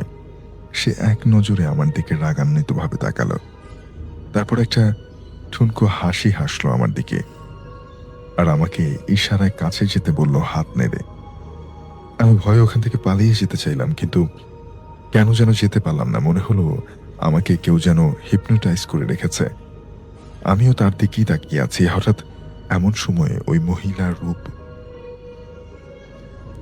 রূপে অশরীরটা আমার দিকে এগিয়ে আসতে লাগলো। আমি লক্ষ্য করলাম তার পা দুটো মাটির থেকে কিছুটা উপরে, কিন্তু আমি নড়াচড়া করতে পারছিলাম না এবং কি দৌড় দিতেও পারছিলাম না। তখন আমার কাছে স্বাভাবিক মনে হচ্ছিল তার আমার দিকে আসাটা। আমার মনে হচ্ছিল সে যেন হাওয়ায় ভেসে আসছে। আস্তে আস্তে আমার এক হাত দূরে এসে দাঁড়ালো। তারপরে আমাকে কি যেন একটা বললো, আমি বুঝতে পারলাম না, কিন্তু কণ্ঠটা ছিল বেশ ভয়ঙ্কর। আমি সাহস করে বললাম যে তুমি আমার কাছে কি চাও? সেই মহিলা আমার দিকে তাকিয়ে কিছু না বলেই হাসতে লাগলো। হাসির সাথে তার মুখ থেকে একটা ভয়ের লালা বেরিয়ে আসতে লাগলো। আমি ভয়ে চিৎকার করে উঠলাম সেখানে। আমার চিৎকার শুনে আমার একটা বন্ধু বের হয়ে আমার দিকে লাইট মারে, আর সাথে সাথে সেই বিশ্রী ভয়ঙ্কর মহিলা অদৃশ্য হয়ে যায়। আমি দৌড়ে গিয়ে বিষয়টা না বলে তাড়াতাড়ি, তখন আমার প্রকৃতির ডাক ভীষণ চেপে গেছে। আমি আমার বাথরুম সেরে আবার কলেজের ভেতরে প্রবেশ করব, এমন সময়ে একটা কুকুর আমার পথ আটকে দাঁড়ায়। আমি কুকুরটাকে যা যা বলে তাড়াতে চাইলে সে কিছুতেই যাচ্ছিল না। আমি রেগে হাতের লাইটটা দিয়ে যেই আঘাত করতে যাব, তখনই সে কুকুরটা ধীরে ধীরে বড় হতে লাগলো এবং এক লাফে আমাদের কলেজের ছাদে গিয়ে পড়ল। আমি তখন ভীষণ ভয় পেয়ে যাই এবং আমি দৌড় দিব। আমি এবার ঠিক থাকতে পারলাম না। এক দৌড়ে কলেজের ভেতরে প্রবেশ করে বন্ধুদেরকে সবকিছু খুলে বললাম। তাদের নিয়ে সেই ছাদের দিকে তাকালাম। আশ্চর্যের বিষয় যে সেই মহিলা এখনো আমি দেখছি, অথচ আমার বন্ধুরা কেউ দেখতে পাচ্ছে না। মহিলা আমার দিকে একটা ঢিল ছুঁড়ে মারল। ঢিলটা এসে আমার বন্ধুদের গায়ে পড়লে এতে ওরাও ভীষণ ভয় পেয়ে গেল। সবাই ভয়ে রুম বন্ধ করে থাকলাম। পরদিন প্রিন্সিপাল স্যারের কাছে সবাই মিলে ঘটনাটা খুলে বললাম। স্যার আমাদেরকে ভয় পেতে নিষেধ করলেন আর বললেন এখানে আরো অনেক কিছু আছে, নাইট গার্ড এবং দপ্তরিদের ছাড়া রাতের বেলা বাইরে না ঘুরতে। এই ছেলে ঘটনা, ভালো লাগলে প্লিজ পড়ে শোনাবেন। এই ঘটনার স্থান, কাল, পাত্র সবই আমার পরিচিত, তাই ঘটনা শুরু করার আগে আমি কিছু কথা বলে নিতে চাই, যাতে আপনাদের শুনতে, বুঝতে এবং আমার বলতে সুবিধা হয়। বাবার চাকরি সূত্রে আমার জন্ম এবং বেড়ে ওঠা বাংলাদেশের একটি সার কারখানার নিজস্ব কলোনি বা হাউজিংয়ে। আমাদের হাউজিংয়ের বর্ণনাটা যদি দেই, আমাদের হাউজিং অনেক বড় একটা এরিয়া নিয়ে, সেটার ভেতর প্রায় অনেকগুলা বিল্ডিং ছিল, 5 তলা বিল্ডিং ছিল প্রায় 52টার মতো, এবং প্রত্যেকটা বিল্ডিংই 2 ইউনিট করে, যাতে আমরা 10 ফ্যামিলি থাকতে পারতাম একটা বিল্ডিংয়ে। নিজস্ব বিদ্যুৎ ব্যবস্থা ছিল, তাই লোডশেডিং কি জিনিস এটা আমরা আসলে হাউজিংয়ে থাকা অবস্থায় বুঝতাম না। যেদিন লোডশেডিং হতো সেদিন আমাদের কাছে ঈদ ছিল। এটা হয়তো বছরে 2বার 3বার এরকমই রেয়ার ছিল। যতই অবাক মনে হোক, এটা সত্যি। যাই হোক, তো আমরা যে ফ্ল্যাটে থাকতাম সেটা হচ্ছে একটা বিল্ডিংয়ের 4 তলায়, এবং তার পাশের ফ্ল্যাটে থাকতেন তানিয়াপুরা। তানিয়াপুরা 4 জন, আঙ্কেল, আন্টি, তানিয়া আপু এবং তার একটা ছোট বোন যার নাম সোনিয়া, ছদ্মনাম ইউজ করলাম। তো একদিন আমরা যেহেতু পাশের ফ্ল্যাটে ছিলাম, তাই ওনাদের বাসায় যাওয়া হতো।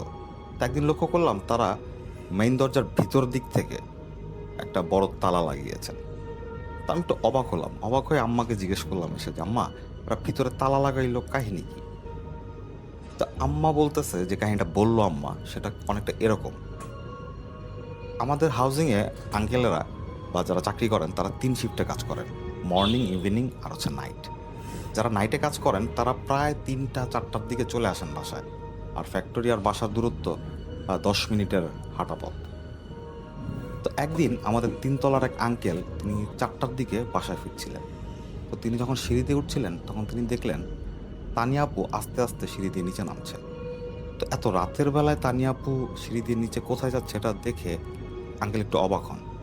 তো তানিয়া আপু যখন আঙ্কেলকে ক্রস করে নিচে নামছিলেন, তো তখন আঙ্কেল তানিয়া আপুকে জিজ্ঞেস করেন যে, মা, কোথায় যাচ্ছ এত রাতে?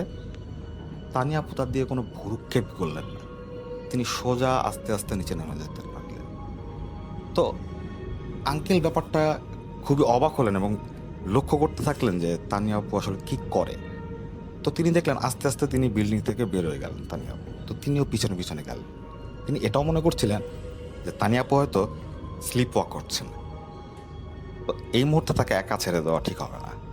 তো তিনিও আস্তে আস্তে নিচে নামলেন, বিল্ডিংয়ের ভেতরেই ছিলেন, বাইরে যাননি। তিনি দেখলেন তানিয়া আপু আমাদের বিল্ডিংয়ের ঠিক একটু পাশেই একটু বসার জায়গা ছিল।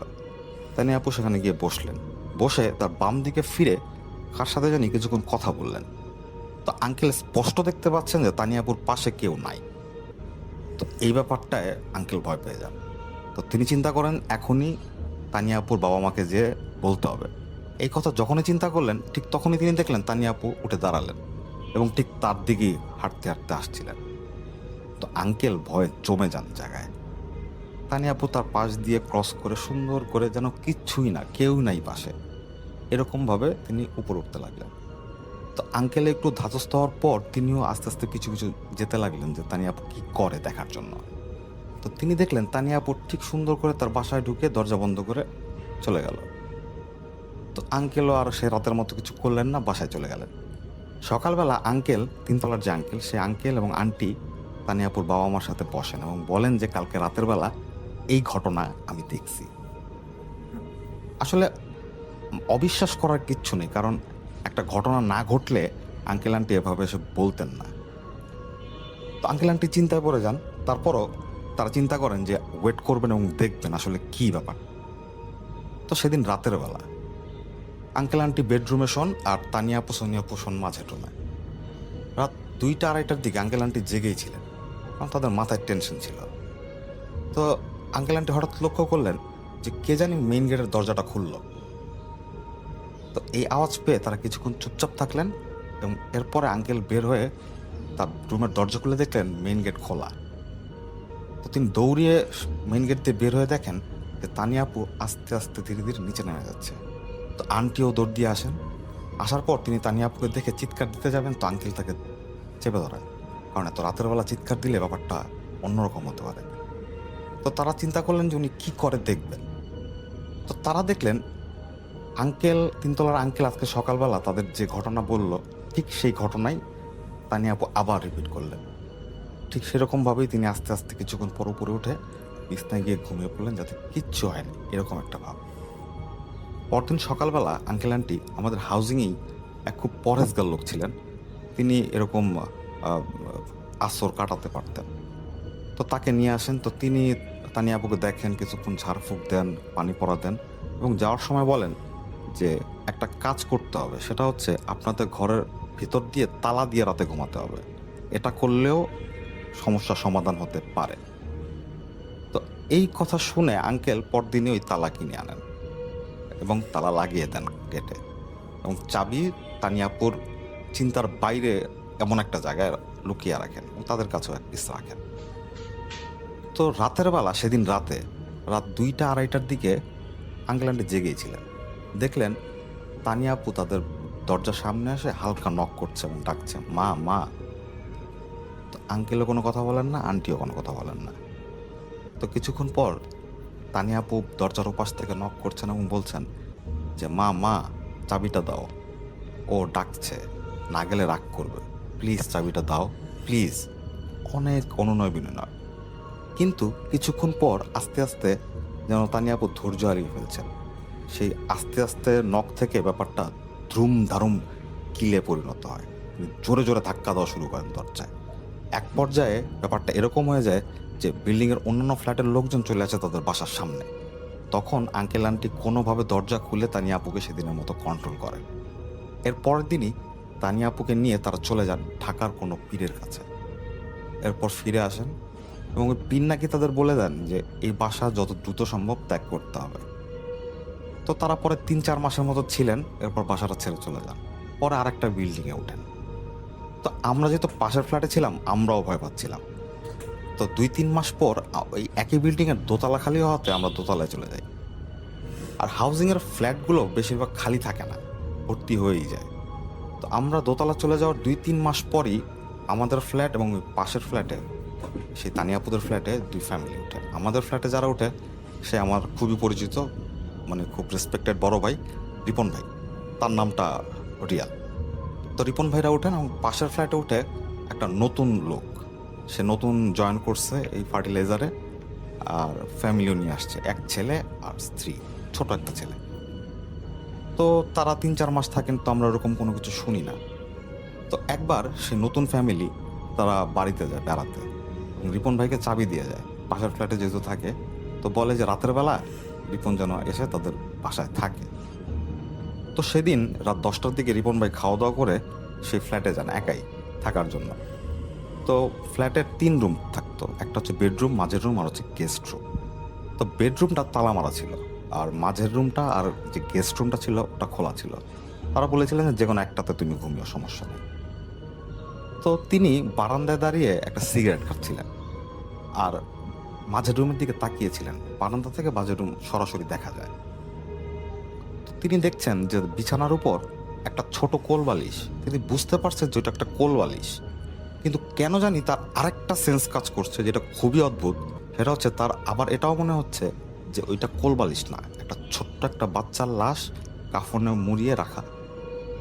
তো তিনি নিজেই চিন্তা করতেছেন কি চিন্তা করতেছি উল্টা পাল্টা, দেখতেছি আমি কোল বালিশ, আমি আবার লাশের কথা চিন্তা করি। তো নিজের উপর একটু বিরক্ত হয়ে তিনি গেস্ট রুমে যান, কিছুক্ষণ মোবাইলে গেমস খেলেন। তো খেলার মধ্যেও তার ওই বিষয়টা মাথায় খোঁচাচ্ছিল যে কি দেখলাম, এটা এমন কেন মনে হইলো, এটা তো মনে হওয়ার কোনো কারণই নেই। তো তিনি চিন্তা করলেন তিনি আবার ওই রুমে যাবেন, গিয়ে হাত দিয়ে বালিশটা ধরবেন, ধরলেই তার ভয়টা কেটে যাবে। তো তিনি উঠেন গিয়ে যখন মাঝের রুমে ঢুকবেন তো আবার চোখ পড়ে সে বালিশে। এখন তার কাছে আসলেই মনে হচ্ছে যে এটা একটা লাশ, এটা কাফনে মোড়া এবং 2 পাশ পেঁচানো।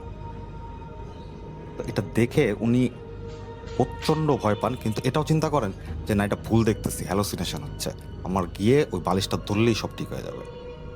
তো তিনি হাঁটতে হাঁটতে বিছানার সামনে আসেন এবং নিচু হয়ে বালিশটা ধরবেন। ঠিক যখন টাচ করবেন তার আগ মুহূর্তে তিরিম একটা শব্দ হলো, পুরো হাউজিংয়ের লাইট নাই। এই ব্যাপারটায় রিপন ভাই চমকে ওঠেন এবং একটা গরম বাতাস যেন তাকে ধাক্কা দিল। তিনি উল্টা ঘুরে তাকিয়ে দেখেন দেয়ালে একটা তসবি, যেটাতে লাইট জ্বলে, ওটা ঠিক তার চোখের সামনে। উনি চিৎকার করে হাউমাউ করে পড়ে যান। উনি খুব ভারী লোক ছিলেন, তাই পড়ে যাওয়াতে অনেক জোরে একটা শব্দ হয়। আমরা সবাই ছুটে আসি, এসে দেখি যে রিপন ভাই ভিতরে অজ্ঞান। দরজা ভেঙে তাকে বের করা হয়। তিনি ওই রাত পুরা সময় অজ্ঞান ছিলেন, সকালে তার জ্ঞান ফেরে। পরে তিনি বলেন যে এই ঘটনা তার সাথে ঘটছিল। তো এরপর ওই নতুন ফ্যামিলি আসার পর তারা যখন শুনতে পায়, তারাও বেশি দিন থাকে নাই।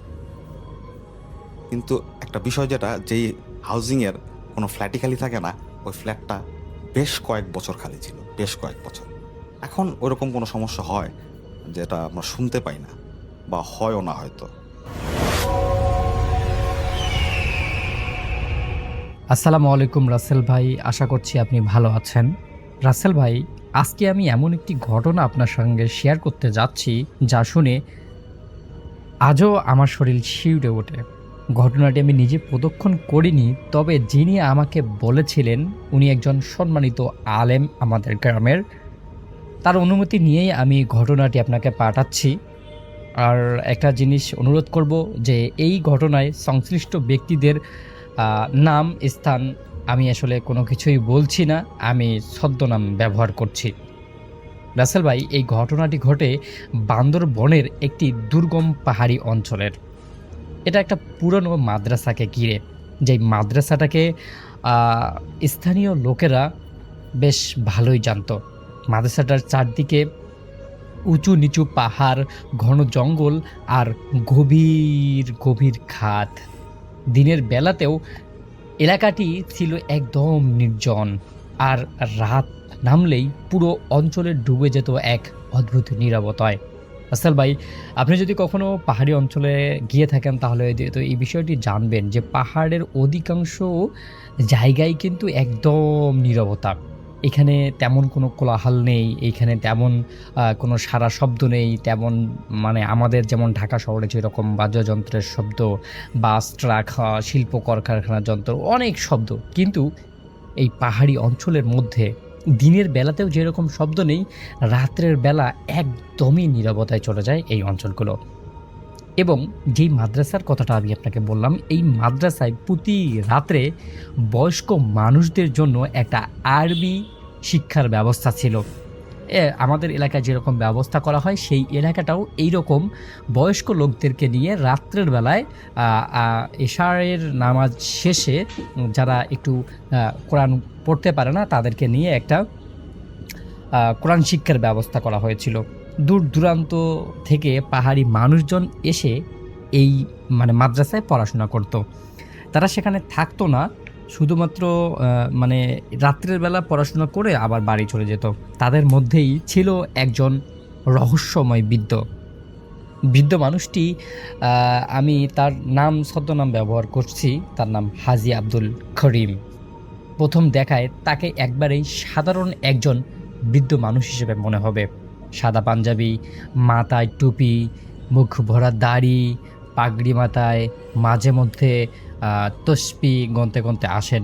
কিন্তু আশ্চর্যজনক বিষয় ছিল, এত দুর্গম পাহাড়ি পথ দিয়ে মানে তাকে মানে তিনি যে আসেন তাকে কখনো ক্লান্ত দেখা যায়নি।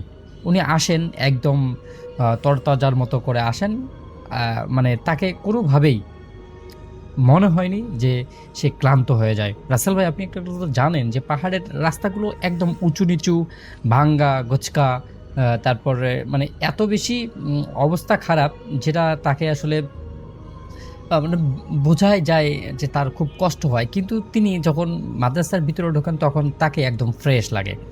এমনকি ঝড় বৃষ্টি কিংবা পাহাড় ধসে রাস্তা বদ্ধ থাকলেও তিনি ঠিক সময়ে ঠিক টাইমে পড়া শুরু হওয়ার আগেই মাদ্রাসার মধ্যে উপস্থিত হয়ে যান। তো সেই মাদ্রাসারই একজন শিক্ষক ছিলেন, যার নামটাও ছদ্মনাম ব্যবহার করছি, নাম মাওলানা নাসির উদ্দিন। এই মাওলানা নাসির উদ্দিন ধীরে ধীরে বৃদ্ধ মানুষটার প্রতি বিশেষ স্নেহ অনুভব করতে শুরু করেন। কারণ অন্যান্য যারা ছিল তারা যেখানে মানে মানে অল্প কিছু শিখতেই চলে যেত, সেখানে এই হাজী আব্দুল করিম প্রতিটি বিষয়ে গভীরভাবে মনোযোগ দিয়ে শুনতেন এবং তিনি হুজুরকে অনেক রকমের প্রশ্ন করতেন যে এইটা কিভাবে হবে, এই পড়াটা কিভাবে, এইটা দেখেন কীরকম হলো। মানে ওনার জানার আগ্রহ অনেক বেশি, এত বেশি জানার আগ্রহ যে ওনার এই জানার আগ্রহটাকে হুজুর খুব পছন্দ করেন এবং মাওলানা নাসির উদ্দিন তার খুব কাছাকাছি চলে যান। কয়েক মাসের মধ্যেই হুজুর এবং এই হাজী আব্দুল করিমের সম্পর্কটা ছাড়িয়ে পারিবারিক ঘনিষ্ঠতার মধ্যে পৌঁছে যায়। মাওলানার পরিবার তখন নানা সমস্যার মধ্যে দিয়ে যাচ্ছিল। তার মাওলানার যে বড় মেয়ে ছিল এই বড় মেয়ে মানে কিছুতেই বিয়ে হচ্ছিল না, কোনো কিছুই মানে কেন বিয়ে হচ্ছে না সেটা তিনি জানেন না। এবং এই মাওলানার স্ত্রী দীর্ঘদিন থেকে অসুস্থ ছিলেন, আর পাহাড়ে বাড়িটাতে প্রায় অদ্ভুত অশান্তি অনুভব হতো। মানে এই যে নাসিরউদ্দিন মাওলানা ছিল হুজুর, সেই হুজুরের বিভিন্ন রকমের সমস্যার কথা প্রায় সময় আব্দুল করিমকে বলতেন। ঠিক এই সময় থেকেই ঘটনাগুলো বদলাতে শুরু করে। হাজী আব্দুল করিম প্রায় তাদের পাহাড়ের চূড়ায় অবস্থিত বাড়িতে যেতেন, মানে এই যে মাওলানার যে বাড়িটা ছিল সেই মাওলানার বাড়ির মধ্যে যেতেন, খোঁজ খবর নিতেন। এবং সবথেকে আশ্চর্যজনক বিষয় হলো তার আসা যাওয়ায় মানে এই বাড়িটার সঙ্গে এবং বাড়িটার পরিবারের সমস্যাগুলো একে একে দূর হতে থাকে। মানে পুরো একটা মিরাকেল বিষয় যে এই আব্দুল করিম যতদিন এই হুজুরের বাড়ি যান বা হুজুরের বাড়িতে যাওয়া আসা করেন, ততই তার সমস্যাগুলো যে আছে সেই সমস্যাগুলো আস্তে আস্তে আস্তে আস্তে মানে দূর হতে থাকে। কিন্তু সবথেকে অদ্ভুত বিষয়টা ঘটতো মাওলানার ছোট মেয়ে মেহরিনকে নিয়ে। এই মেহরিন নামটাও কিন্তু একটি ছদ্মনাম। এই মেহরিন প্রায় সময় ঘুম থেকে উঠে বলতো, আব্বু কাল রাতে পাহাড়ে দাদু আবার আমার সঙ্গে গল্প করেছিল। মানে উনি ওই মানে মাওলানা নাসিরউদ্দিন আশ্চর্য হয়ে যায়, কোন দাদু তোমার সাথে গল্প করে, কি বলো এসব। তো এই কোনো কিছু না বলে উনি আর কি ওনার মতো বিষয়টাকে কি কয় শিশুসুলভ কল্পনায় ভেবেছিলেন আর কি। উনি ভাবছিলেন যে এটা তেমন কিছুই ঘটনা ঘটেনি। কিন্তু এক গভীর রাতে মাওলানার স্ত্রী ঘুম ভেঙে যায়। মাওলানার স্ত্রী বলতে হচ্ছে এই যে কারি নাসিরউদ্দিন, মাওলানা নাসিরউদ্দিনের স্ত্রী যে আছে তার ঘুম ভেঙে যায়। তিনি ঘুম থেকে উঠেই দেখেন তার ছোট মেয়ে মেহরিন বিছানায় নেই, বিছানাটা একদম খালি। তখন মাওলানার স্ত্রী চারদিকে খোঁজাখুঁজি শুরু করেন। ঘরের দরজা ভিতরে থেকে বদ্ধ, জানালাগুলো আটকানো, কিন্তু সব কিছুই ঠিকঠাক থাকার পরেও তার মেয়েটা তাহলে কোথায় গেল? যদিও যায় তাহলে ঘরের দরজা তো বদ্ধ আছে, জানালাও তো বদ্ধ আছে, তাহলে মেয়েটা গেল কিভাবে? মাওলানা নাসিরউদ্দিনের স্ত্রী ঠিক তখনই লক্ষ্য করেন পাহাড়ি রাতে ক্ষীণ চাঁদের আলো ঘরে এসে পড়ছে। আর সেই আলোয় দেখতে পেলেন উনি ঘরের এক কোণে দাঁড়িয়ে আছে একটি অস্বাভাবিক রকমের লম্বা ছায়ামূর্তি। যে মূর্তিটা বেশ খানিকটা অদ্ভুত রকমের।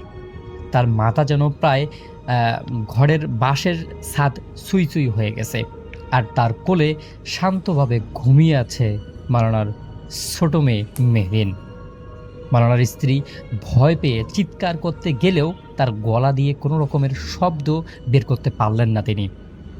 তিনি কোনোভাবেই বুঝতে পারলেন না যে আসলে এটা কি হচ্ছে। উনি মানে কোনোভাবেই মানে নিজেকেও কন্ট্রোল করতে পারতেছেন না যে আসলে এটা হচ্ছেটা কি। এরপর উনি এটা দেখার পর হঠাৎ করেই জ্ঞান হারিয়ে ফেলেন। এবং জ্ঞান হারিয়ে ফেলার পরদিন সকালে যখন মাওলানা বাড়িতে আসে তার এইরকম সমস্যা শুনে, তখন মাওলানা তার স্ত্রীকে জিজ্ঞাসা করে যে আসলে হয়েছেটা কি, কেন, কিভাবে, কি হলো। তখন ওই যে মাওলানার স্ত্রী নাসিরউদ্দিন, মাওলানার স্ত্রী নাসিরউদ্দিনকে সব কিছু খুলে বলে যে গত রাতে আমি এরকম দেখেছি। এবং মেয়েকে তখন জিজ্ঞাসা করে, মা তুমি কি কোনো কিছু অনুভব করেছো কিনা? তখন মেয়ে বলে যে না, আমি তো কোনো কিছু অনুভব করিনি, কিন্তু আমি প্রায় সময় আমাদের বাসায় যে দাদুটা আসে সেই দাদুটাকে স্বপ্নের মধ্যে দেখি। উনি আমার সঙ্গে গল্প করছেন, উনি আমাকে বিভিন্ন রকমের খাবার খাইয়ে দিচ্ছেন, উনি এটা করছেন। তখন মাওলানা নাসিরউদ্দিন বুঝতে পারেন যে এই যে হাজী আব্দুল করিম আছে সেই বৃদ্ধটা আসলে কোনো মানুষ ছিল না, এটা আসলে অন্য কিছু হবে। তখন উনি মানে সেই রাতে অপেক্ষা করতে থাকেন কখন এই মাওলানা আব্দুল করিম তার কাছে পড়াশোনা করার জন্য আসেন। তো যখন আর কি পড়াশোনা করতে মানে পড়াশোনা করার সময় হয়ে যায়, তখন উনি দেখেন যে প্রতিদিন যেই মানুষটা সবার আগে আসতেন, প্রতিদিন যেই মানুষটা উপস্থিত থাকতেন, সেই মানুষটা আজকে নেই। মানে মাওলানা আব্দুল করিম আজকে উপস্থিত নেই। উনি বেশ খানিকটা মানে অবাক হয়ে যান। যেই মানুষটা কোনো দিনও মিস দেন না, যেই মানুষটা কোনো দিনও এইখানে পাহাড়ি এত মানে দুর্গম হয়েছে, এত কষ্ট করে তিনি এসেছেন, ঝড়ের দিন এসেছেন, বৃষ্টির দিন এসেছেন, কিন্তু আজকে এই মানুষটা গেল কোথায়? উনি এই বিষয়টা নিয়ে খুবই টেনশনে পড়ে যান এবং তিনি ক্লাস শেষ করে সেদিন তার ভালো লাগতেছিল, সেদিন তিনি তাড়াতাড়ি ঘুমিয়ে যান এবং তিনি ঘুমের মধ্যে স্বপ্নে দেখেন যে ওই যে মাওলানা আব্দুল করিম তার স্বপ্নে এসে বলে, বাবা আমি কোনো মানুষ না, আমি একটা জিন, আমি তোমার সমস্যা দেখে তোমার সমস্যাগুলো সমাধান করার চেষ্টা করেছি, কিন্তু শেষ রাতে আমি যখন তোমার বাড়ি যাই এবং তোমার মেয়েকে আমি যখন কোলে নিয়ে গল্প শোনাচ্ছিলাম, ঠিক তখনই তোমার স্ত্রী আমাকে দেখে ফেলে। তো আমি কখনো চাইনি তোমার কোনো ক্ষতি হোক, আমি কখনো চাইনি তুমি এরকম কোনো পরিস্থিতির মধ্যে পড়ো, আমি তোমাকে অনেক ভালোবাসি, এজন্য আমি তোমাকে সাহায্য করতে চেয়েছি। তো আমি আশা করি মানে তুমি আমার জন্য অপেক্ষা করবে না, আমি এটা চাই যে তুমি সবসময় ভালো থাকো। আরও কিছু উপদেশমূলক কথা বলেন মাওলানা নাসিরুদ্দিনকে। তারপর ঘুম ভেঙে যাওয়ার পর উনি মাওলানা নাসিরুদ্দিন এত বেশি হতবাক হয়ে যান যে উনি আসলে কখনো বুঝতেই পারেননি যে এরকম একটা লোক, যে জিন ছিল বা এরকম একটা লোক তার সঙ্গে ছিল। তো এরপর মাওলানা নাসিরুদ্দিনের আসলে পরিবারের যে বড় মেয়েটা ছিল সেই মেয়েটার বিয়ে হয়ে যায়, খুব ভালো একটা আলেমের সঙ্গে উনি বিয়ে দেন এবং ছোট মেয়েটা যে সমস্যাটা ছিল রাত্রের বেলা একা ঘুমোতে অন্য, এই সমস্যাও তার সমাধান হয়ে যান এবং পরবর্তী সময়ে মাওলানা নাসিরুদ্দিন ওই যে তার সঙ্গে যেই জিনটা মানে জিনের কথা হইতো সেই জিনটাকে মানে তার সঙ্গে সাক্ষাৎ করার জন্য বা তার একবার দর্শন পাওয়ার জন্য উনি অনেক কিছু করেন, যত জিনের যত রকমের প্র্যাকটিস আছে সেই প্র্যাকটিসগুলো শুরু করে দেন। উনি মানে এমনও দিন হয় উনি টানা 2 থেকে 3 দিন একটা জায়গায় ধীম করে বসে থাকতেন। মানে উনি এত আবেগে আপ্লুত হয়ে যান যে উনি ওই যে মাওলানা নাসিরুদ্দিন নামে না মাওলানা আব্দুল করিম নামে মানে যেই জিনটা ছিল তার সঙ্গে সাক্ষাৎ করার জন্য এক ব্যাকুল হয়ে যান। তো তিনি অনেক কষ্ট করার পরেও যখন আর কি এরকম কোনো সাক্ষাৎ পাচ্ছিলেন না, এরপর তিনি হঠাৎ করে একদিন ঘুমের মধ্যে স্বপ্নে দেখেন যে আসলে মাওলানা নাসিরুদ্দিন তাকে বলেন, মাওলানা আব্দুল করিম যিনি হাজী আর কি, উনি বলেন যে আসলে তুমি